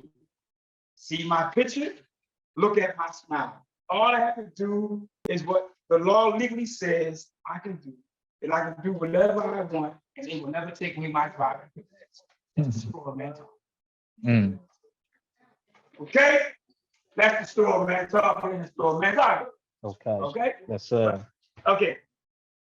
Five chapters, let me be real fast. 5 chapters was 1, aerobic versus anaerobic. Mm-hmm. Second chapter is called hypertrophy phase. Third chapter is yin and yang principles. Mm. Fourth chapter is living foods versus breaking foods. Yes, sir. Fifth chapter is biomechanics for the living being. Mm. That is body mechanics for the living being. Yes, sir. Now, last book. Okay. Not the last book, we rephrase that statement. The book, in this see of this page on this table. Madman, Crazy Women. Mad Men, Crazy Women. Right. They get that? Yes, sir. Did they get that? The mental state of a diseased mind. That's right. That's right. Now, I have to say this. There's a science that teaches in epigenetics that states that the body has a memory code. Your DNA has memory. Mm. That's why we're here now celebrating and remembering the ancestors. We call out different ancestors' names. We all know that grandma is dead, grandma is dead. That's right. That's right. Okay. But we seem to forget that a lot of tragedy. I just got a shirt. Sure. I just got the shirt off the brother. Okay. Black Wall Street. Yes, sir. Can you show that shirt? Yes, sir. Can you show that shirt? Yes, sir. And then we got the back Black Mass. Mm. Now, Wow. this was in this century, am I right? Yes, sir. Yes, sir. Why we running around here like this just happened, this happened, this happened? Because we got voluntary amnesia. Huh? Voluntary Wait a minute. Now, I'm 55. My mom, my grandmother. Now, I gotta go to my grandma. I just go to my mother. Mhm. It was a time when she was coming up when she had to ride on the back of the bus. Yes, sir. Why do we have to forget that? Oh. Yes, sir. Why do we have that? We forget 55 and fast as mice. Huh? 55 and fast. And you're right. See, but it's so funny because when we may consciously make a decision to forget, unconsciously the body don't forget that. Mm. Right. Yeah. Okay? So when we try to figure out why we so emotional, especially men, became so emotional. It's like women. You get, see, somebody asked me the other day, they said, Shifu, why is the argument in the home so crazy between a man and a woman? I said, because it's really two women now. Mm. See, the man who's supposed to be a logical being, and the woman who we all know is emotional. But the man through the food and post-traumatic slave syndrome and his memory through buck breaking. Yes, sir. Okay? And then we wonder why, if you look at the picture, we call it SAG, anyone who holds parents down, we know what it is. And we look at the picture, we don't want to know why homosexuality is so deep now in our community. See? And that's from what was going on during the plantation time Exactly. of the private plantation. Right. I have to say that in that state because there's no longer the private plantation that you want. You're no longer with the private. You on one big plantation. Yeah. Public plantation. Plantation. You're not on that, so they got smart. Mhm. But you got another subject. Right. But Okay. the private is no longer. Right. But on that private plantation, the memory that's in the DNA was coded.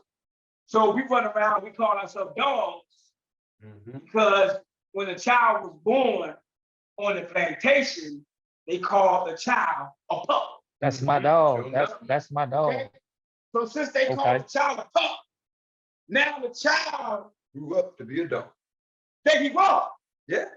But at the same time, you're not grown because when you study the law, you are called a minority, and minority means minor, and minor means child, and it means you're incompetent. See, ward of a state is someone who's incompetent. Okay? So when you call yourself a dog, and you want to get petted by the master, Yes, sir. and you want to get and scratched from the master, Yeah. you look for the master to feed you when you're a dog. Huh? Yeah. Want to take your grub to your Huh? crib. You see, I got dogs. My dogs wait on me to come on down and feed. They want to get pet by me. They want to show. They want to wag their tail, so they good dogs. Okay. Now the most bad thing they gonna do is call our own women dogs by calling them the BITCH. Yes, sir.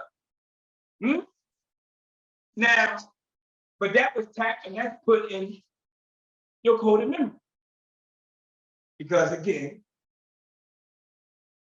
we will embrace dog or calling you a dog, and embrace calling ourselves what we are as gods. There you go. We can't accept it. Still dog back because you know who you are. And you know what it is. See, everything got to be person flip. Okay. So in the book, Mad Men, Crazy Women, I have again 5 chapters to make that fit. And the first chapter is called Minor Retain. Because we want to hold on. See, there's I can quote this real fast. There's something that's written that said a child, even though he may be Lord of all and may own all the language, as long as he stays a child, he is subject to those in authority. See, we don't even want to realize, or we want to forget so bad that this is our land. It's like your DNA, it is, so this is your land. In fact, it's in your DNA, the whole earth belongs. That's right. Okay. And everything thereof. Okay. All right. And that you the Lord of. See, but as long as you can say you are a minority, hear me well. As long as you keep saying you are a minority, the word, you said you are a minority. You love playing a minority. Because you can get benefits. You can get Crumbs. right. You can get access to someone he want to go to you. You the dog anyway. We still prepare. Then you want to learn how, see, only, see, it's only a child or adolescent. That's also or adolescent. See, adolescent still going to act like he got rights, but still ask for permission. I'm gonna say this again. See, when you got a teenager in the house, they want to act like they got rights. I'm going, they grown, but still, mommy, cannot, daddy, cannot. Am I right? So why the hell you want to know how my own Black Lives Matter? You asking for permission and you right? You know what I'm saying? See, because a grown person say, I do know I'm mad when I walk in the door. I mean, that's it. All right. When your presence alone, when you walk in the door, they don't know you back.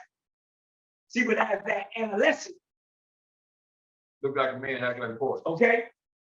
You gotta walk around and say Black Lives Matter. I don't care about that. Can't beat this. The imitators is my 3rd chapter. And we love to imitate. How many of you have been to college? But we love to be Greeks. Huh? We love to imitate being Greeks. We see, we don't forget that Everything is Greek. that if we go beyond the plantation or the slave time, we wasn't about that home. See, every time I say, well, even in Quebec, you can see some, no, see, Quebec, Egypt is 2 different things. Okay? Egypt is a Greek term. Thank you. Egypt is when the Europeans or the Neanderthals came in and ruled. And when they ruled, they did their thing. How do I know? I can use that. Some same thing with the so-called peace policy that just took place that y'all call Christmas. Got nothing to do with us. That's right. See, I asked the devil with the solstice and the energy that comes from that. That's And the what violence of the plant and the energy that comes from the plant. While the Europeans was running around having orgies and sleeping with each other. Okay? So they said, okay, we're gonna call this thing Christmas. It please everybody. As a God should know better. It's in your DNA that you should know better. hate, but you have been suppressed for so long. You're afraid of that black dot. Your peanut gland have been hard so hard, you stay stiff there. Yep. Huh? Program Because that. you know why? We like it. Why we like it? Because when we get a straw man argument and says, it's for the family. It's for the children. Hmm. Huh? You know that. Huh? And what the straw man say? What the straw man say? Huh? The straw man say, it's the only child that the family can get together. Who make your own goddamn child? Thank you. Hmm. You don't have no. We ain't ever ask nobody when we gonna do things. There you go. Or do. See, minors do. Mm-hmm. Children do. Am I right? That's right. If the children do, children ask permission. Okay? What's my next chat? Oh, back to imitate. You want to imitate. Women walk around, look at me, Look like fake what eyelashes. I call him a KB from Boston. A man run around want to imitate not just the Caucasian now, he want to imitate a woman. Yeah. And that's something. We had became more of an imitator and so crazy that we don't lost who we are as ourselves. So when you look in that mirror, you don't see you because you don't like you. You say, I need longer eyelashes.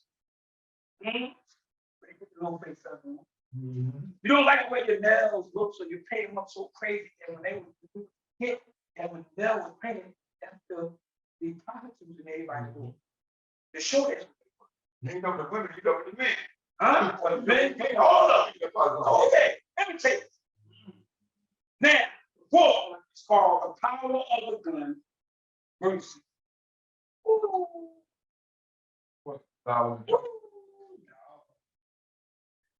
Yoni. Mm. That's it right now. Yes, sir.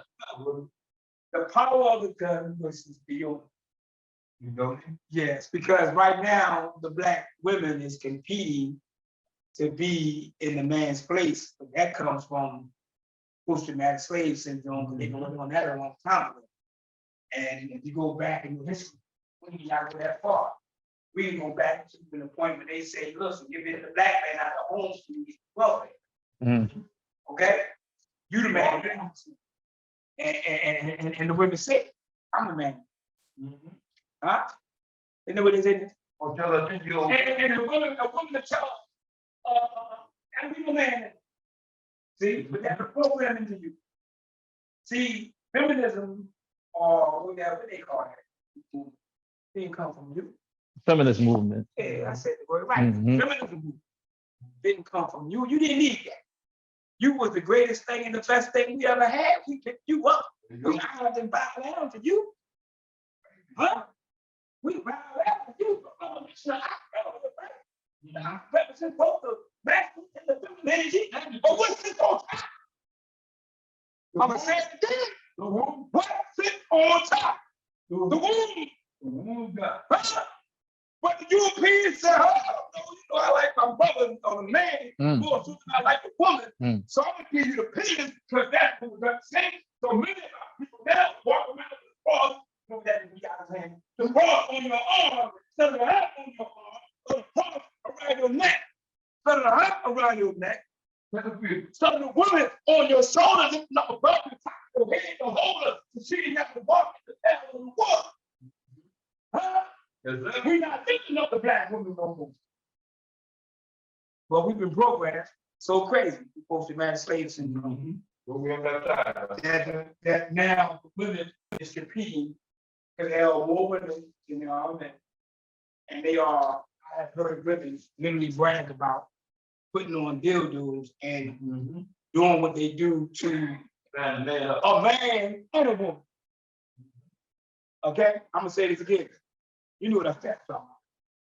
They brag about it, or what, and I'm gonna follow stop hearing this stuff about what they can do to a man and a woman. So that's why I wrote the power of the gun versus that. And see, we do with the gun, symbolically, we know that the erection of that and the gun represents the power was originally for the black eye. But we lost that power. So the only way that our young brothers now get that power back is putting that other gun and think he got power by the other gun. That's why they kill each other out of that's right. So they're not use the ammo, okay? They kill each other, that's right, because that's where power is at. He think that power is that black city instead of that black guy. All right. Then the last chapter is called the mature one. And the mature ones is basically the ones who are not asleep. Okay? Who stand upright out of that so-called wake of that morning. What I mean by it, what's a wake? A wake is a funeral. But we get up and say, wake up. See, the mature one know not to say that. The mature one will never say good morning. Get out of that morning. Need to come out of that way, need to come out of dying, need to come out of that dead state. Need to heal. So this is the purpose of this book. Because once we begin that healing process, and once you become and come, I gotta say this, when you recognize the health, right, you can begin to do things that is given to us with the herbs. We mentioned the water earlier, the brother mentioned the water. The water is the most electrifying, and then we know that water has minerals. So when you drink that pure, unadulterated, untainted water, I'm not talking about Kool-Aid water. Yeah. I'm not talking about coffee water. When you say I get the finger six strawberry flavor, I get my water through the coffee. Am I right? Strawberry will say, I get my water when I drink Kool-Aid. Some strawberry say it's water in beer, it's water in wine. Am I right? So I'm talking that pure water. So when we get that deep-rooted water that's electric, that has that memory. See, the water memory is in that water. So when we get that water that's deep, we can start finding some deep wells that have to be taken. And continue to get our own money together and start taking deep in our own water. So that water will draw the proper minerals from the earth. And with that healing of that, and we constantly realize that we need to heal, and first by eating the foods that will help us heal, that give us back that God minerals. What do you mean by God minerals? Billel, what y'all so popular that people say, well, Jesus said, he is what he said. If you're thirsty, I am the water. See how powerful water is? See? He said, if you by the tree planted by the water, why the water? Because your body is made up of what? Drink water and water.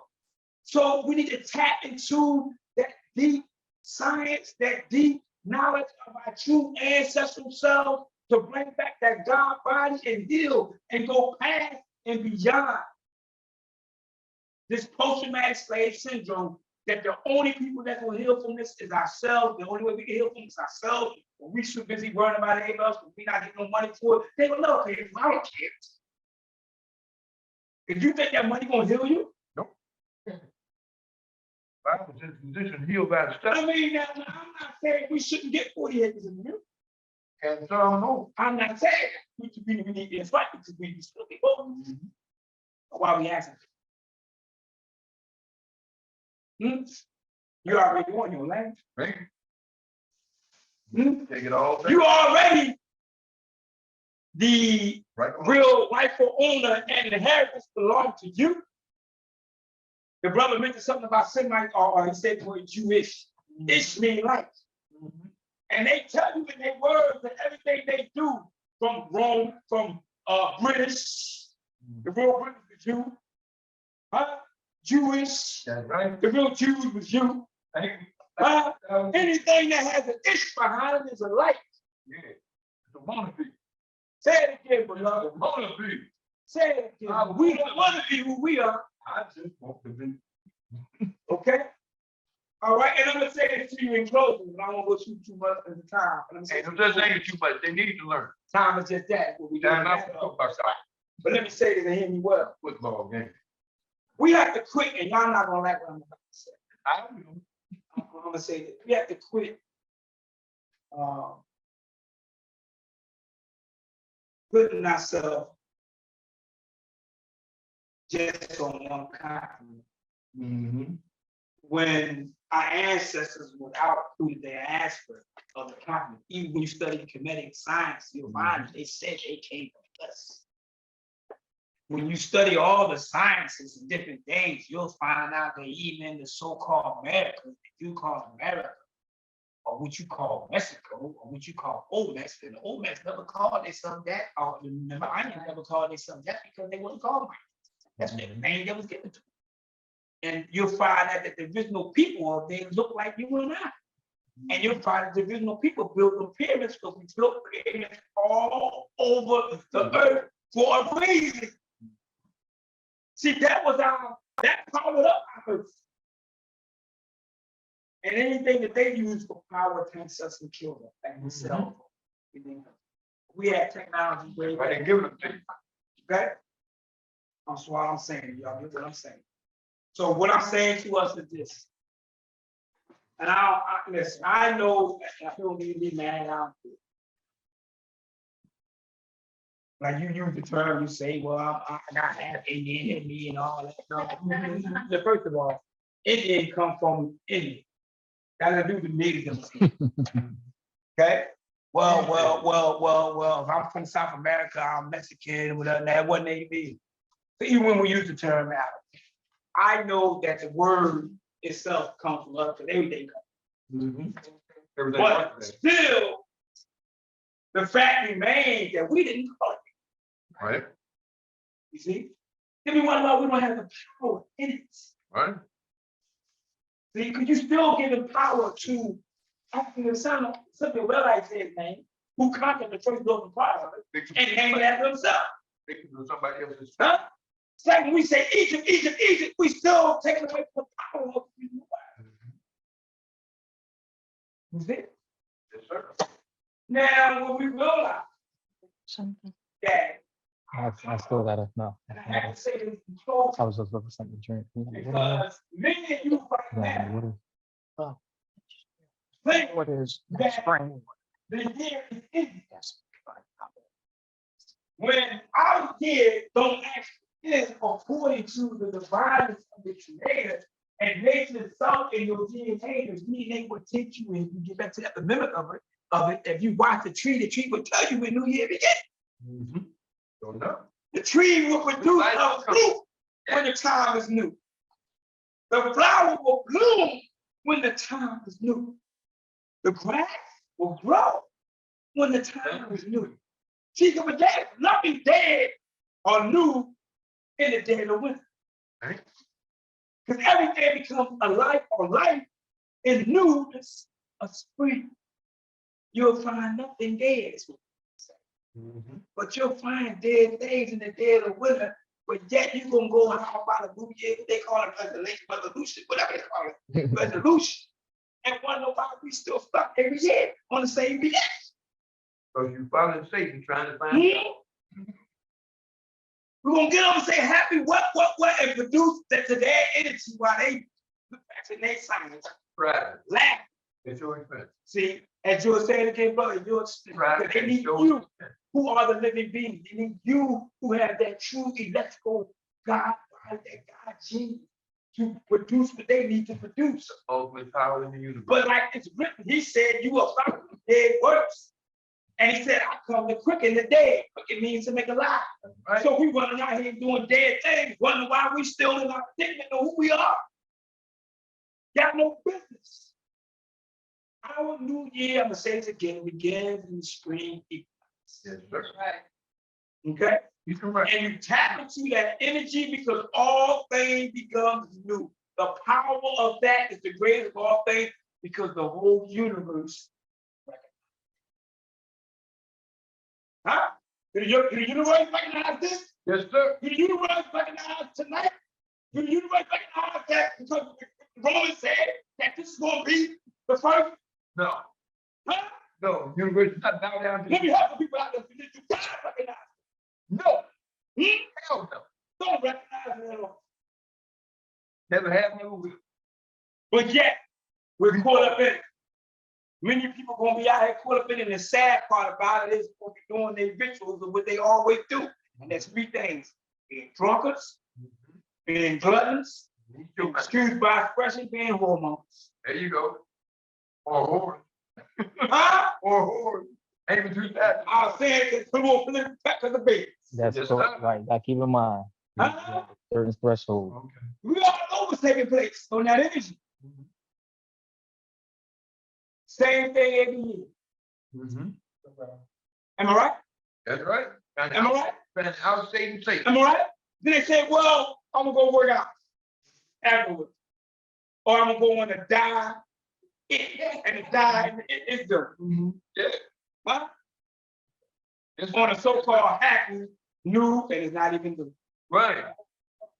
beast. It's just a lie to show you. And good brother, could you let us let the listening audience know, how can they get in contact with you? How can they further reach you? How can they further support you, in your endeavors with the several books that you have authored? How can they purchase it? How can they follow up with you? Sure. If anybody would like to purchase one of the books, you can also go on my website. It's www.massunit.com. And Massunit is spelled with two S's, which is MASSHUNIT. You got to know what that stands for. Sure, That absolutely. stands for Martial Arts Science Security, utilizing natural intense training. All right. Okay, I'm a consultant. So you can also find that page, Facebook, put in Mass Unit. Contact me anytime. I give my number out, 267-816-5307. If you want to call me about your school. Long as it's intelligent questions, I'm foolish questions. I don't mind nobody dealing with questions, because the question is just that question. But notice, how can I say this?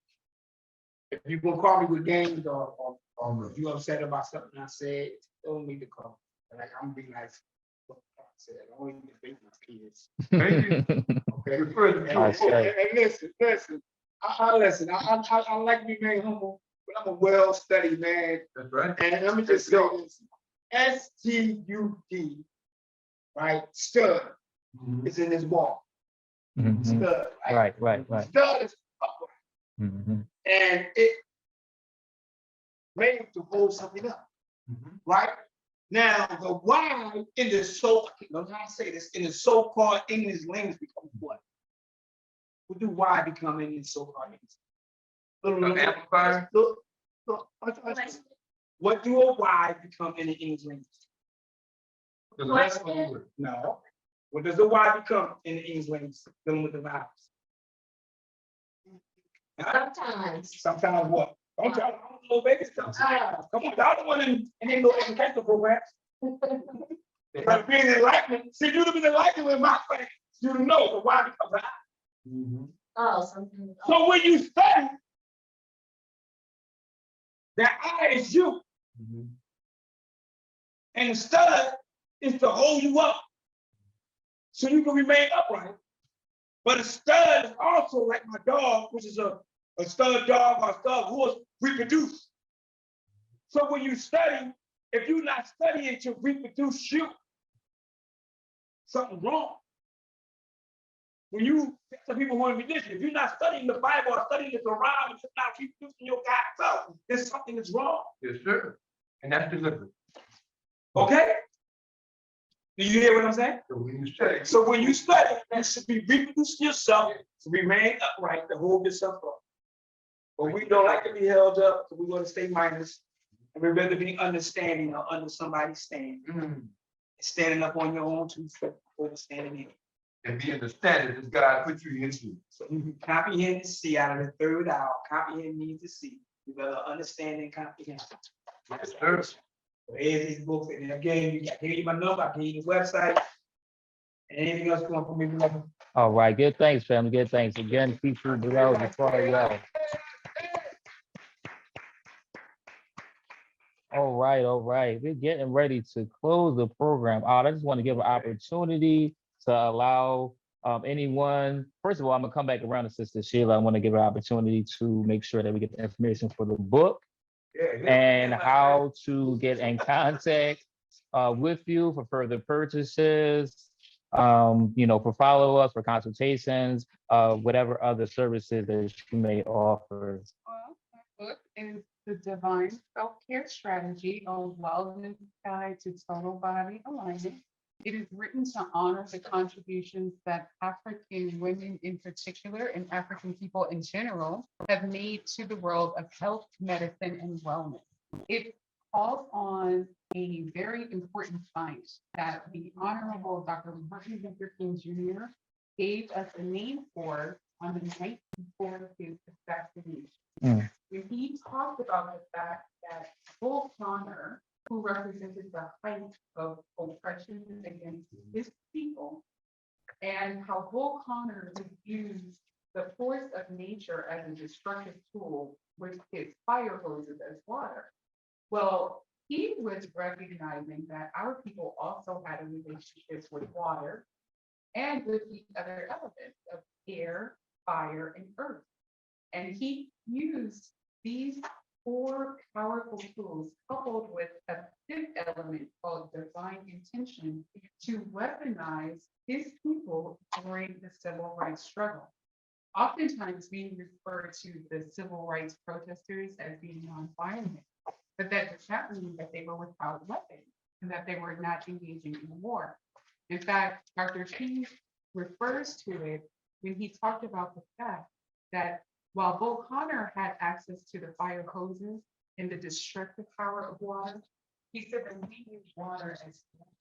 He talked about the fact that if we were Baptists, we had been immersed in water.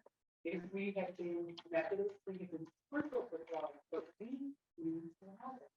And so Bull Connor's fire hoses couldn't stop. And then he goes on to talk about the fact that we had been surrounded by the elements, and he mentions all four of the elements as that's one part of his speech.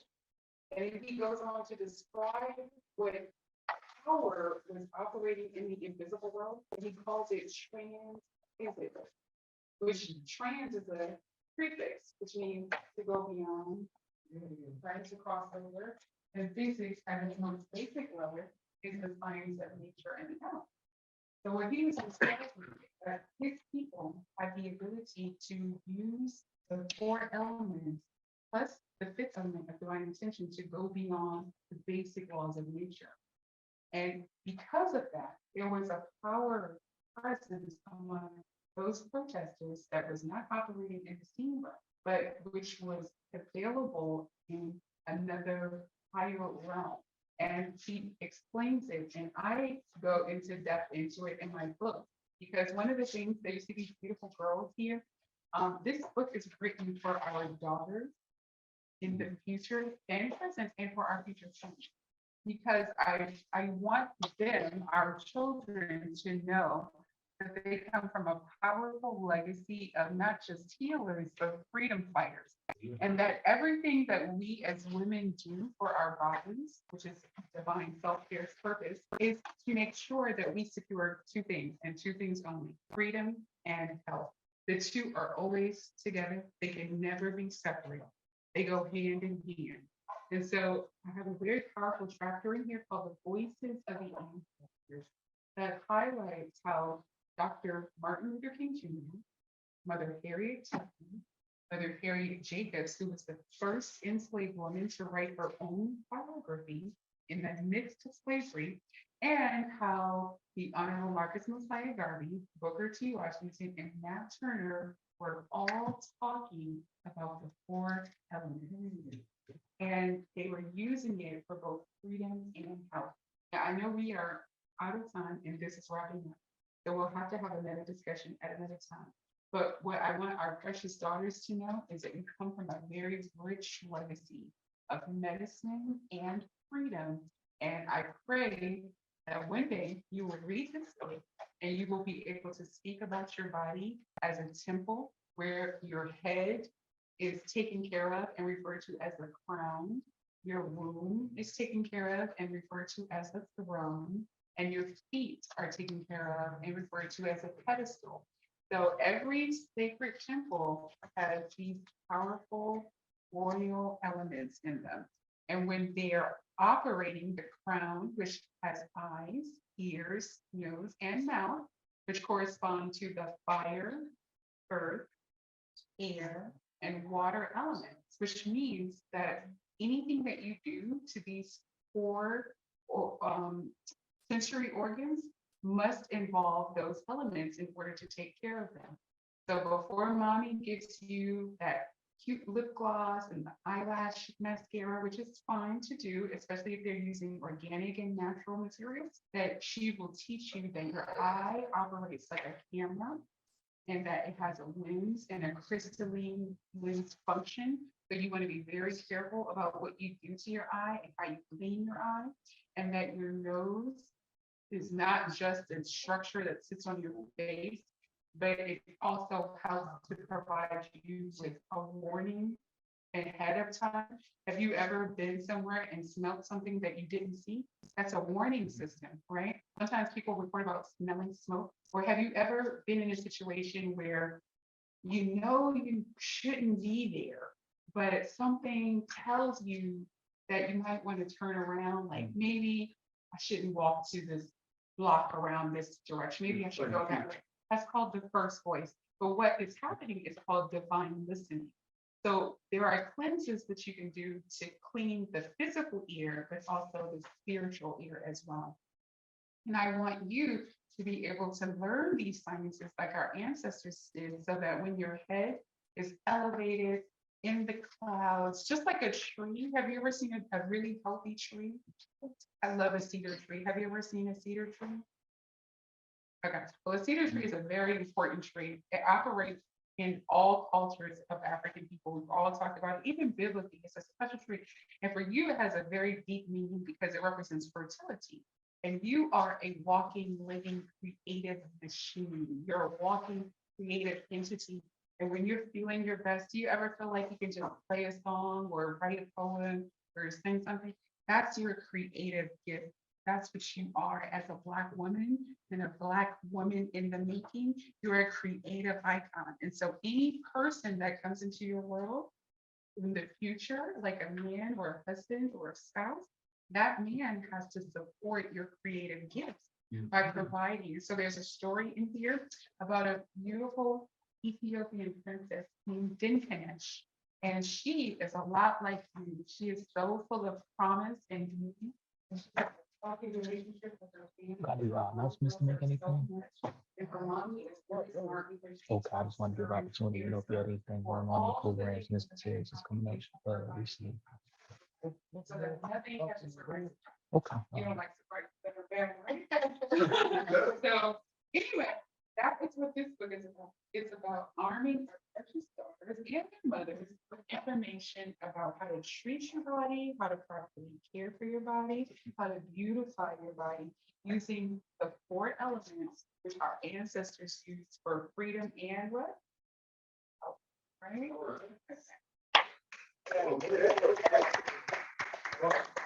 Oh, and Sister Sheila, if you could let us know where folks can further reach you at.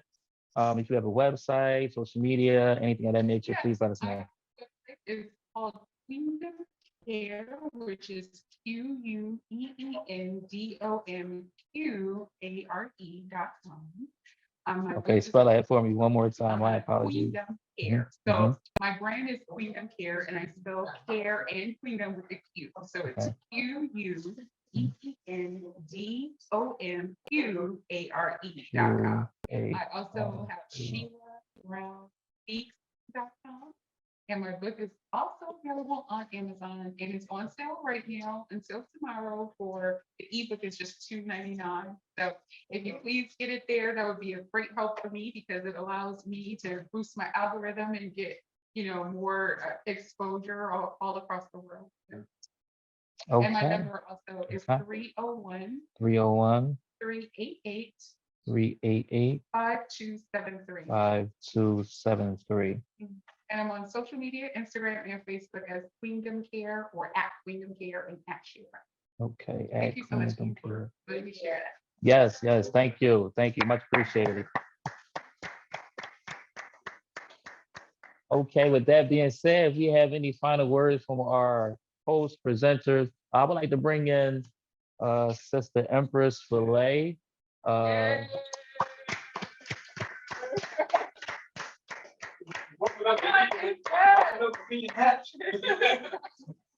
Clyde the Red, she everywhere. Okay. Oh. All right, greetings, everyone. So we are here at the Imani Star, which is so interesting because tomorrow is what? Imani. Thanks. Thanks. But what's also interesting is Philadelphia, there's a lot going on, and then there's not a lot going on. And what I mean by that is Philly has a history of powerful Black folks. When you talk about radicalism or actions that dealt with change, Philly definitely had that. In fact, years ago, it was said, if you was from Philly and you went to any city and you said you was from Philly, you get big props. That's the kind of vibration that Philly had. So what happened? Like with most cities, things kind of went into place. And some of those things were about selling us out. So people thought, if I get to 501, I'm gonna be okay. I'm gonna do this. And you're right, you could. But what else did that mean? Remember, Black Panther Party, and even before the Black Panther Party, what we did in our communities, we did because we loved our people and we wanted change, we wanted justice, we wanted freedom. And we didn't do that because somebody was gonna write a check. We did that because we knew that that was the thing to do. So when this system saw what the Black Panthers and others were doing, feeding people, children in particular, every day. That is right, really. Not once a week, once a month, every day, and not just in one city, all over the country, without a grant. They also had their own schools. They taught our children every day. The truth. And so when this government saw that, they said, oh, no. We got to now create a rainbow coalition for us. And we're going to make it easy for them to get money so that they don't deal with Kuji Chandelier, self-determination. And so while our ancestors and our grandmothers and grandfathers and so forth taught us to do for self, the system began to teach us, just get the grant, you'll be okay. So fast forward, Million Woman March. The Million Woman March is a social phenomenon. How do we know? Never happened like that ever, before or after. What do I mean by that? Started by one Black woman. One first. No grants, no corporate sponsor, no already existing organization, no benefactors, nothing. Just straight up faith and knowing what our ancestors was about, could do, would do. So 2.5 million came to Philadelphia. Never been done before. Now, what happened though? Like with most organizations, I got infiltrated. Every organization that has made headway to help our people got infiltrated, got sabotaged. People were sent in to dismantle, sent in to create chaos, sent in to disrupt. Anything that you see that has happened to us in this country, that has also happened. Many did not survive. And speaking of that, we would be remiss if I did not mention Sister Wadia Jamal, who just made transition. I say. Mummy Abdul-Jamal's wife, who he loved. Oh my gosh. I knew them when they first got together. And so for her to make transition when he's so close to coming out. Heartbreaking. It is. It really is. But you know, she's at peace now. I say. But the point is that many of our people have suffered tremendously. I mean, made sacrifices, real sacrifices. Mumia being one. That's right. Why did Black folks turn their backs on him? Why? Not just because white folks told them to, that too, but because our people became pawns in our communities. Now, why are there not more people here? Because this was never about dancing, all that. It is, but it isn't. When I came into this culture and began observing Kwanzaa, we did it because we wanted to bring the community together, but for a purpose, for Nia. And so tonight is Kuumba, creativity. And of course, as Brother New World mentioned earlier, it's a focus on community, to do for the community. Now, what are our people doing for our communities now? In this city, in any city, but let's say this city. They are ripping us off. They are misrepresenting and so forth. Now, for some will say, well, that's politically incorrect to talk about this. And I say, okay. But as I tell people, being in the movement and dealing with struggle is not a popularity contest. And as Mother Harriet Tubman often said, I could have freed more if they only knew they were slaves. Well, unfortunately, many of our people are not going to survive. COVID showed that, how easy we will just do whatever this system tells us to do, like that. And so now we are dealing with generations that have been infected with something they don't even know what it is. The shock, the death. What's that going to do to our DNA? What is that going to do to our genetics? Well, we already know, you should know, based on Tuskegee, based on Henrietta Lacks, and right here in Philadelphia, the testing that they did up at the prison. That was they used our inmates to test cancer.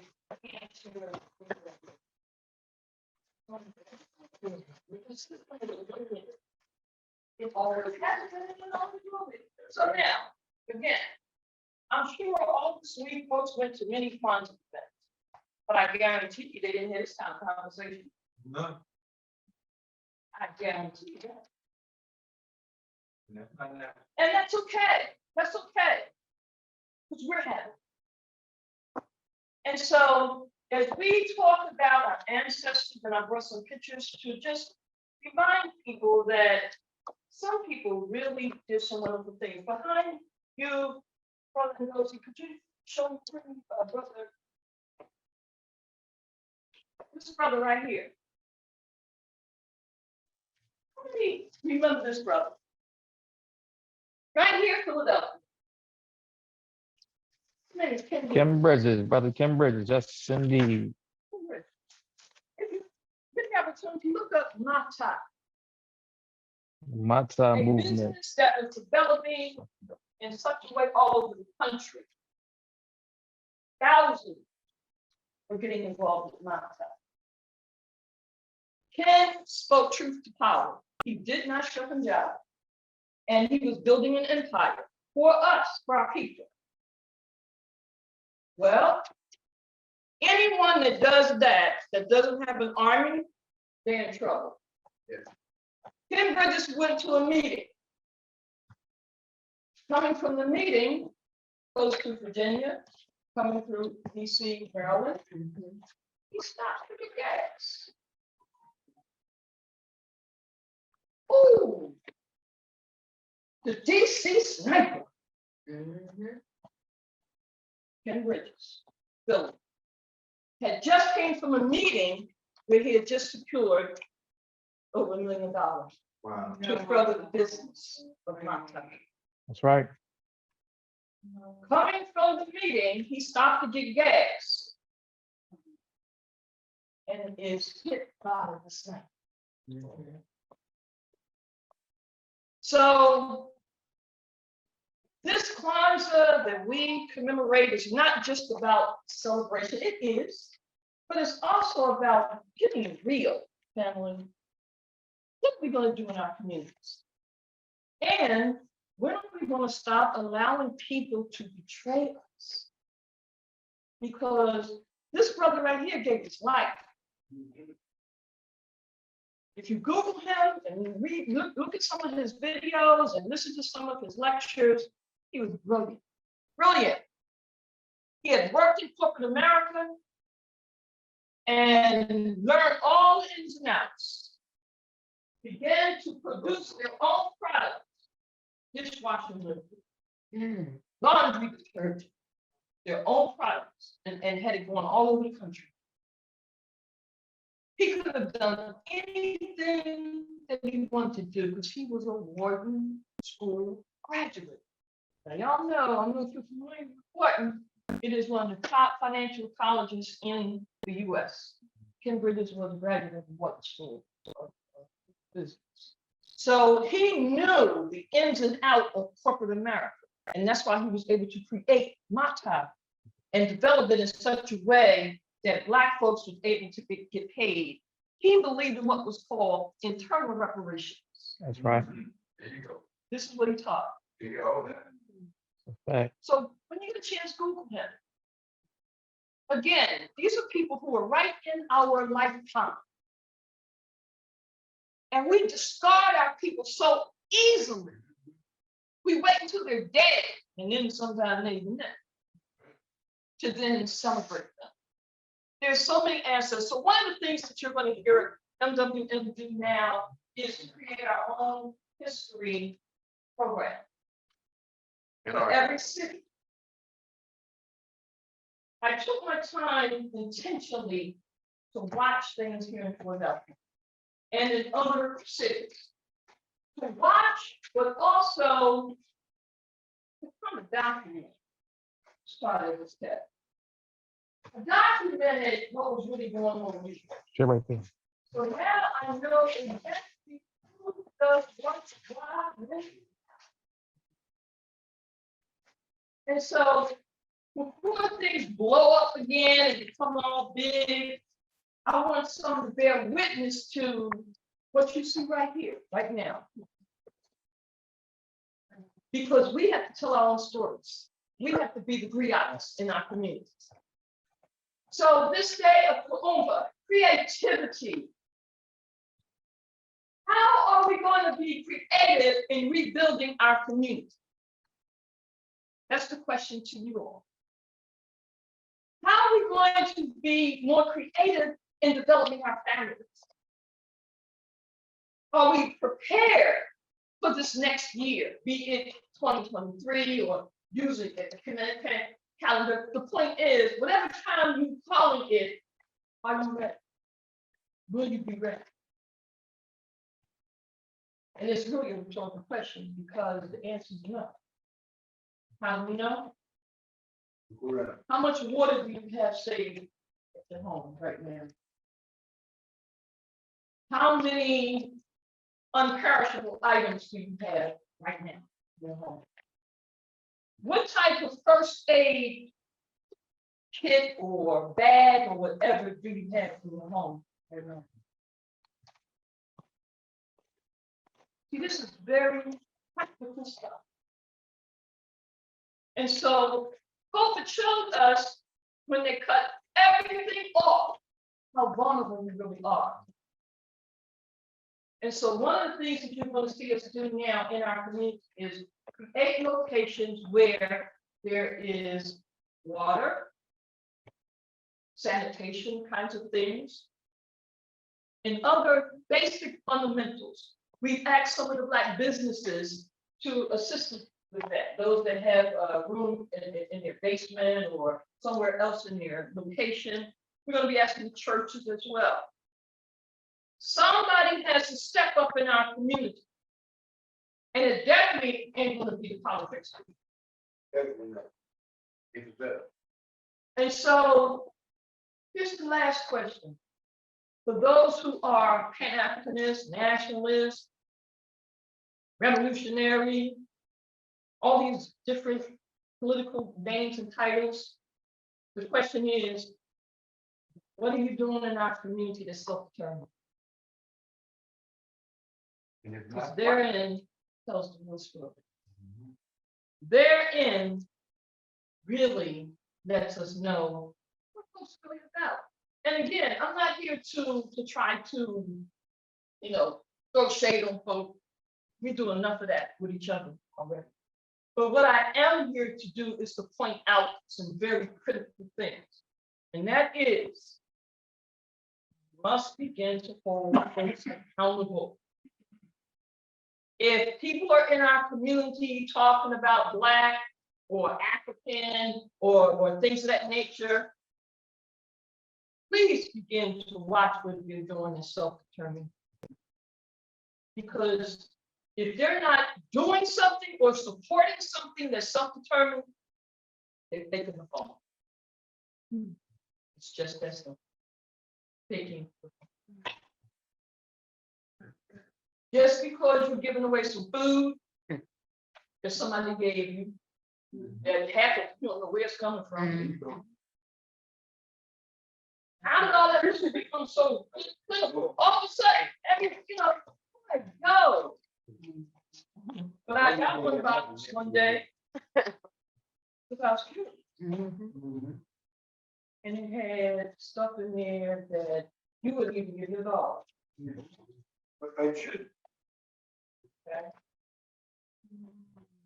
Then it had a little note in the bottom of it. Do you remember that test? Yeah. And I sent it out to people. It had a little note in the bottom of it. And the note was, greetings from the White House.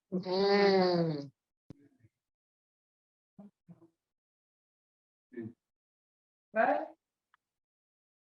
So don't get me wrong, there are some legitimate locations where there are actual food banks and they are getting good, healthy food, right? And so it behooves one to take the time to find out who they are. You know, folks get food from Whole Foods, which is relatively reputable. I don't think that's big. Amazon.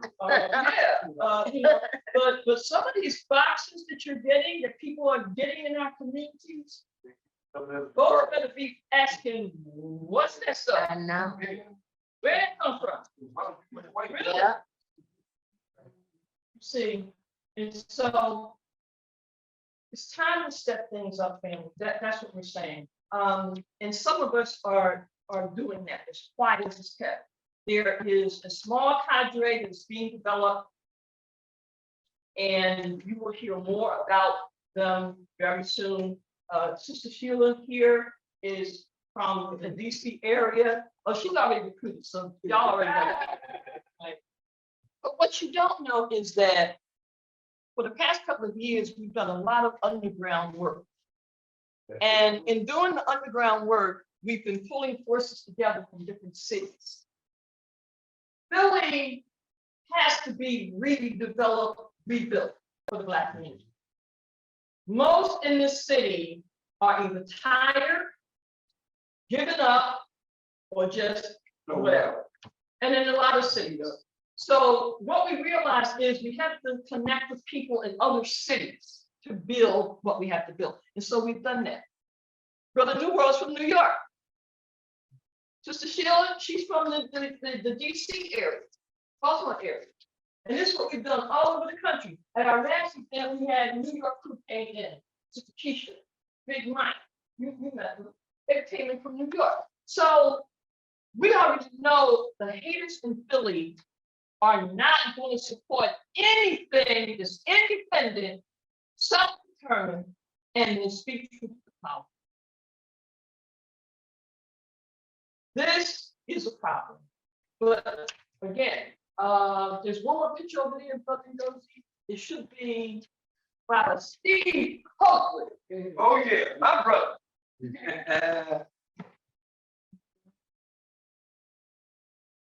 And in April, we'll be doing a whole session on him. I'm John Moore. And the Billel. Where was the Billel born, y'all?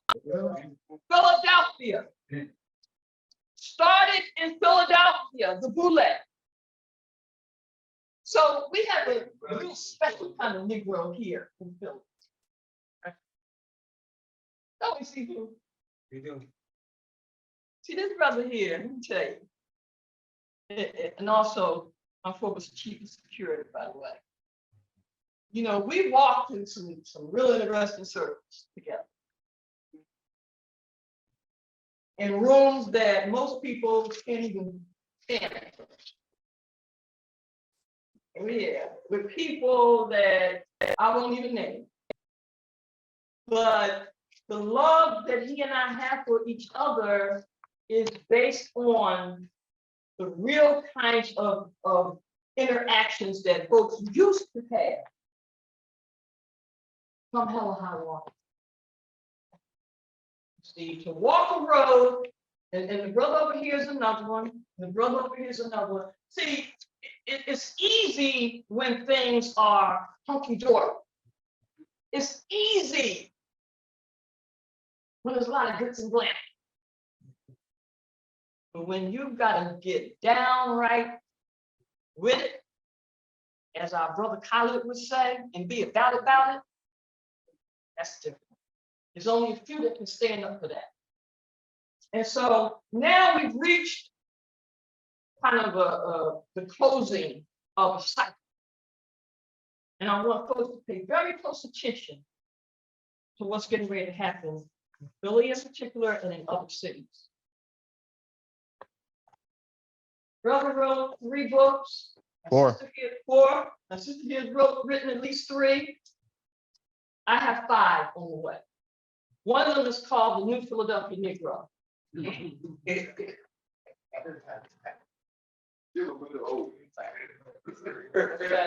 New Philadelphia Negro. Y'all probably heard of Philadelphia Negro if you've read W.B. Du Bois. But the New Philadelphia Negro is a little different. Oh, it's going to be broken down. Believe you me. Because it is going to tell some stories and provide some real information. And what I say is that the New Philadelphia Negro is a model for other cities.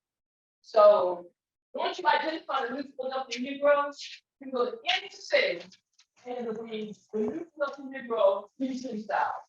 The New Philadelphia Negro, New York style. Okay? So there's certain elements that we didn't have. The New Philadelphia Negro, many of them, rare that. What not?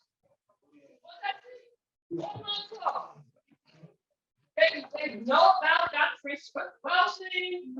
They know about Dr. Dr. Wilson. They know about. Oh, I just seen pens and stuff.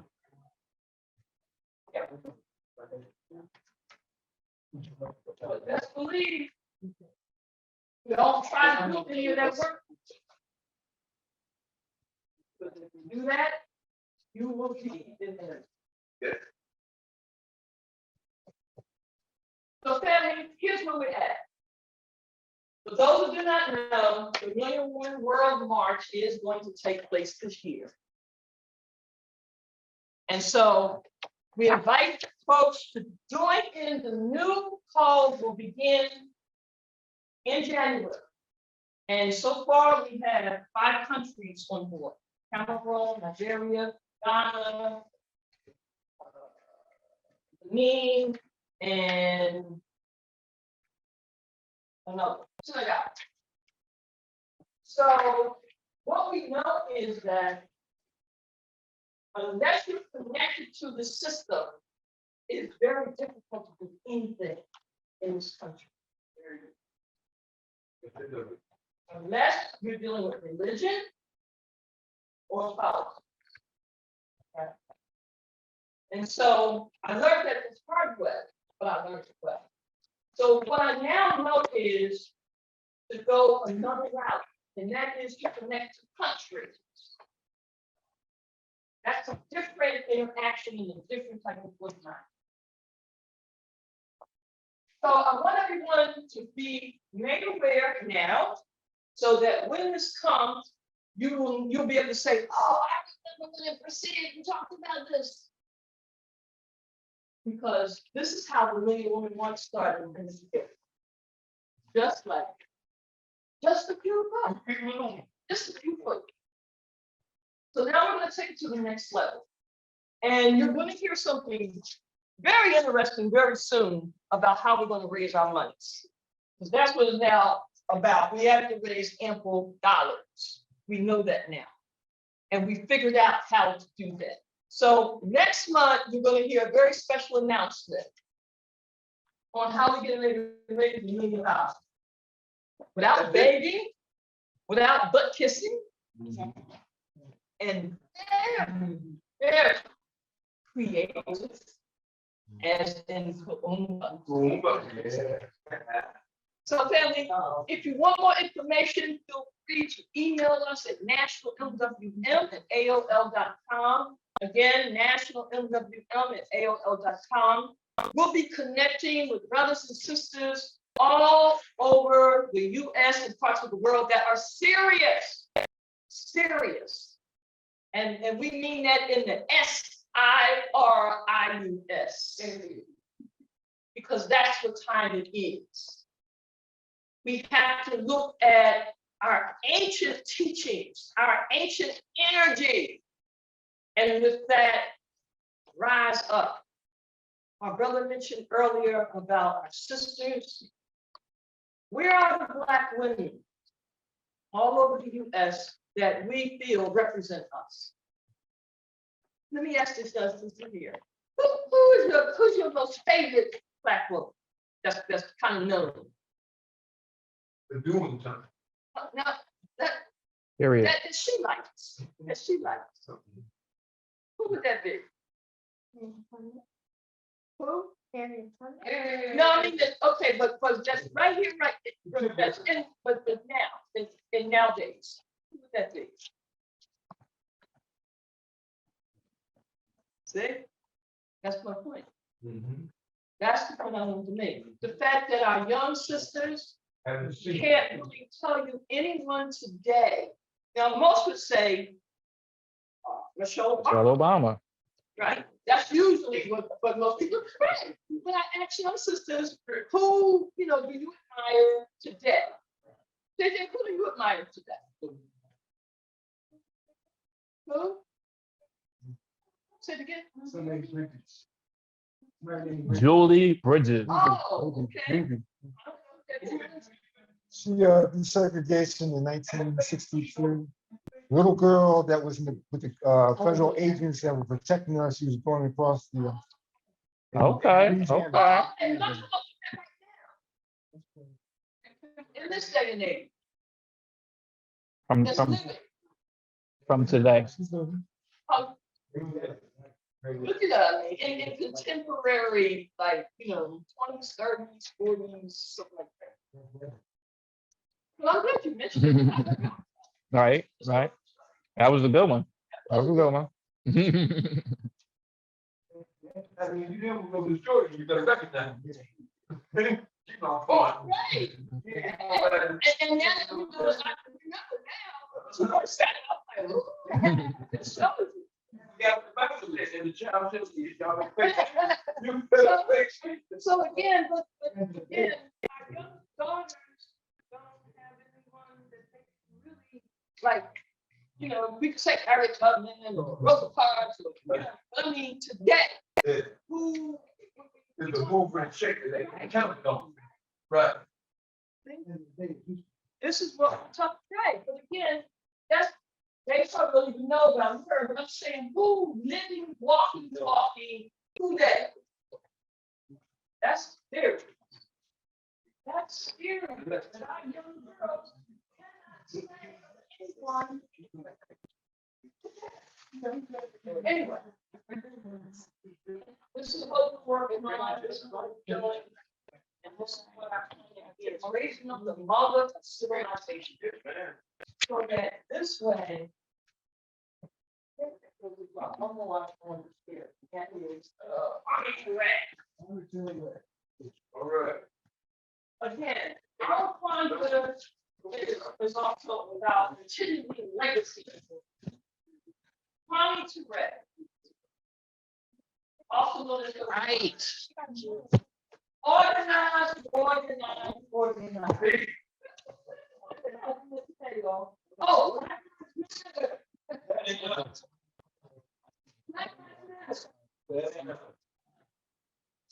Family. You got to do better.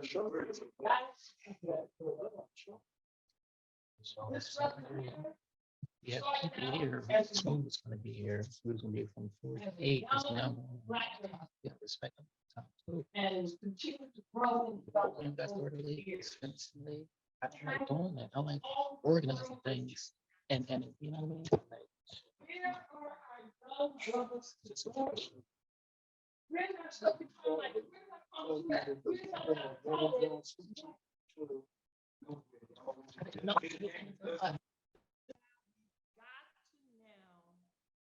some other things. So family, listen. Again, email us, nationalmwm@aol.com, because we got some plans of action for you. And tune in tonight, which I forgot, our radio program that we've had for 13 years now. New Day, Resurrection, and Liberation. www.blogtalkradio.com/Empress 13 straight years we've had that radio broadcast. Isn't that right, Brother Ngozi? That's right. And we've been killing it. Truly. Speaking truth to power. So family, listen, we're going to close out. This is one of our locations that's in the hood. We did this intentionally in the community as folks used to do. And we'll be going all over the city in 2023, doing different things at rec centers, libraries, churches. We used to do that. And we used to do it often. Isn't that right, brother? All the time. So we're committed to just igniting the kinds of things that we used to do. And not that we're trying to go backwards, except in the concept of Sankofa, but because our youth need to see us doing things in the community.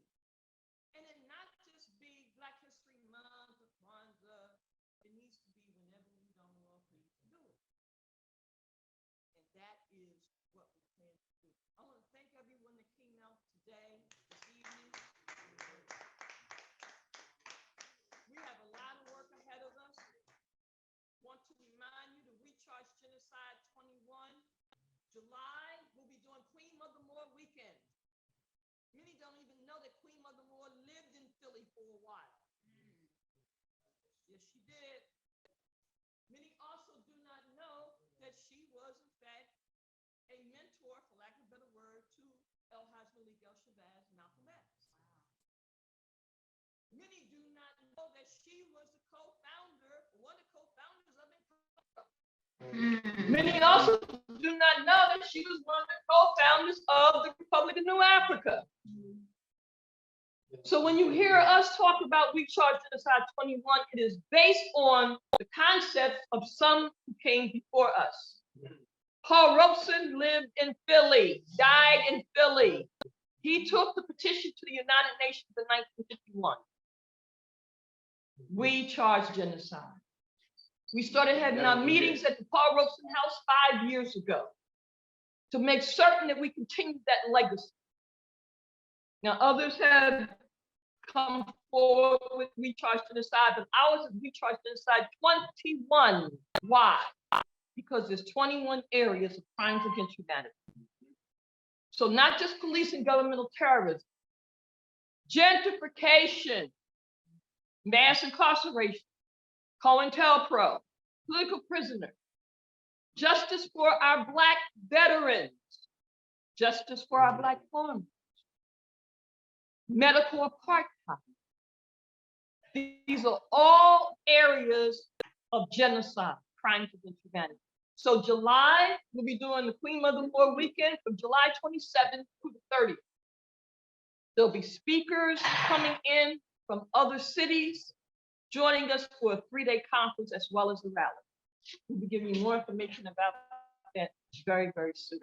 All right, family, you all got the closing last comment. Anything you'd like to share before we close out? You got it, Brother New World. Come on over here. We open this thing as a Kwanzaa celebration, and in honor of an illustrious hero who still hasn't gotten it, just to seem to be good at that, Black folks. We really need to stop it, but it's just a warning. Brother Maulana Karenga, the gentleman who created Kwanzaa for us, and what I love most about what the brother did was he didn't ask nobody for no permission. When you're doing what's right, you shouldn't ask nobody for permission. Brother Shifu was telling you, men don't ask for permission, children do. So you very large children start acting like the men you look like and stop being the boys you act like. So the brother told us, Brother Maulana Karenga, I was at an event the other day here in Philadelphia, and here's what he told us. He said, we have a dual struggle. It's actually more than that. We're trying to be modest for some of y'all who scared of that. Okay. We have a dual struggle. This struggle is to be ourselves, to free ourselves and to be ourselves, to become one of the greatest forces of good in the world. Now that's a heck of a challenge you can do. Creator put you here to do it. Creator put you here to teach the world, not to take lessons. Do your job. To build for eternity, so that we may live for eternity. Seek, do, and demand justice. So don't just do justice, demand justice. He asked us to speak justice, live in truth, and to walk in the ways of righteousness. And this is what I also ask you to do. Desiring to be united with those we most times have a desire to be united with those who would teach us outside of ourselves and make us begin to hate ourselves. And some of us see nothing wrong as we pray to ask God for a better world when we live in it every day and make little to no contribution to the world's better. We should be ashamed, but I'll simply ask you to work more, and I'll give you a solution as to how to do it in a very few minutes. We must teach our children basic business and financial responsibility and not foolish spending. Stop practicing mindless behavior. We must be consistent and liberate in our practice of wholeness of Kwanzaa as well as Ma'at. My topic I wanted to make it for our Kwanzaa lecture was, actually I don't call them parties, I call them African family gatherings. And the title was The Insidious Insanity Involved in Our Perpetuity of Debt Slavery, involved in basic timing. Because if you notice how they timed this swell towards Black Friday this year, poor Black people wasted trillions of dollars. Now white folk got it in the bank and they laughing in your face. You're still the happiest stupid people on the planet. And you really need to stop. You really need to stop. The devils are planning your genocide and you're paying for it. I've always said I don't have a problem with a person who won't be dead. But I've been damned if I'm gonna give you a $500 down payment and introduce you to the best hitman I know. And this is what Black people are doing. And I'm asking you, I'm begging you to stop it, okay? We must begin setting the foundation for the righteous change which must be implemented today for our children to maintain and sustain it for a better tomorrow. I'd like to attempt to encourage us to bring our heirs, these babies. They are the heirs and the heiresses of a great and beautiful African future, filled with amazing possibilities. manifested via timing, spirituality, our divine vibration, which causes some major effects and proper changes, necessary changes in this world, which they will inherit, and we must do a better job to create for them. Let's take possession of self through knowledge of self. Let's go through a couple of exercises to refresh or to increase our knowledge of the vast library of the arsenal we all possess and must be familiar with, as well as their righteous application for my three-part motto or responsibility. You could call it a New Year's resolution. So I'm gonna give it to you as a New Year's resolution for 2023.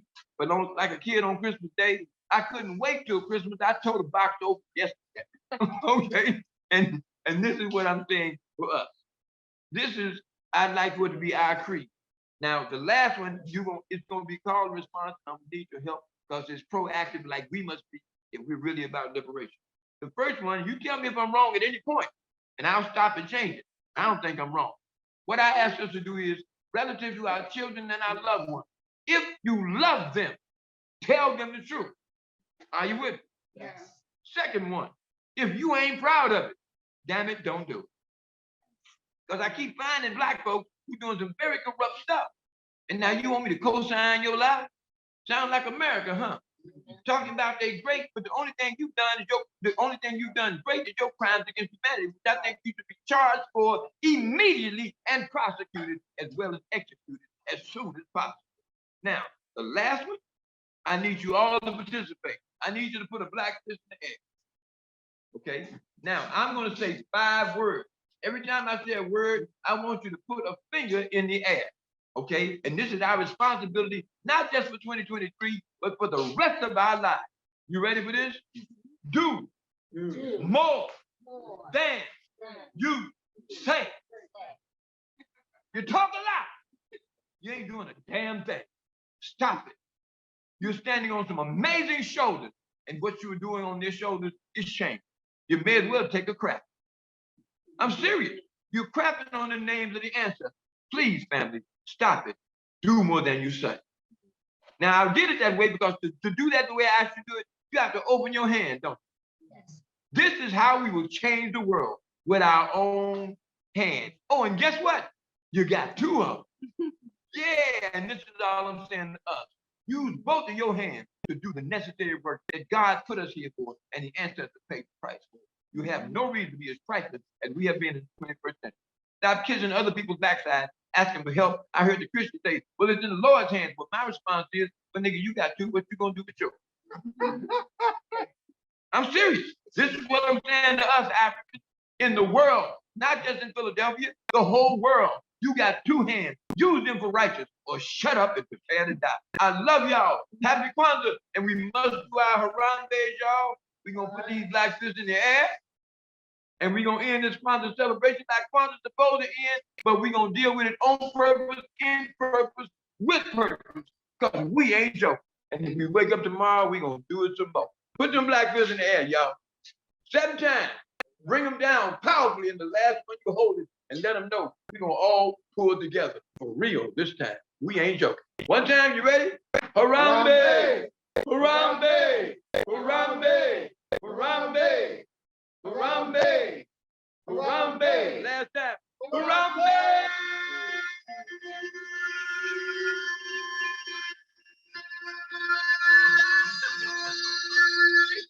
Forever!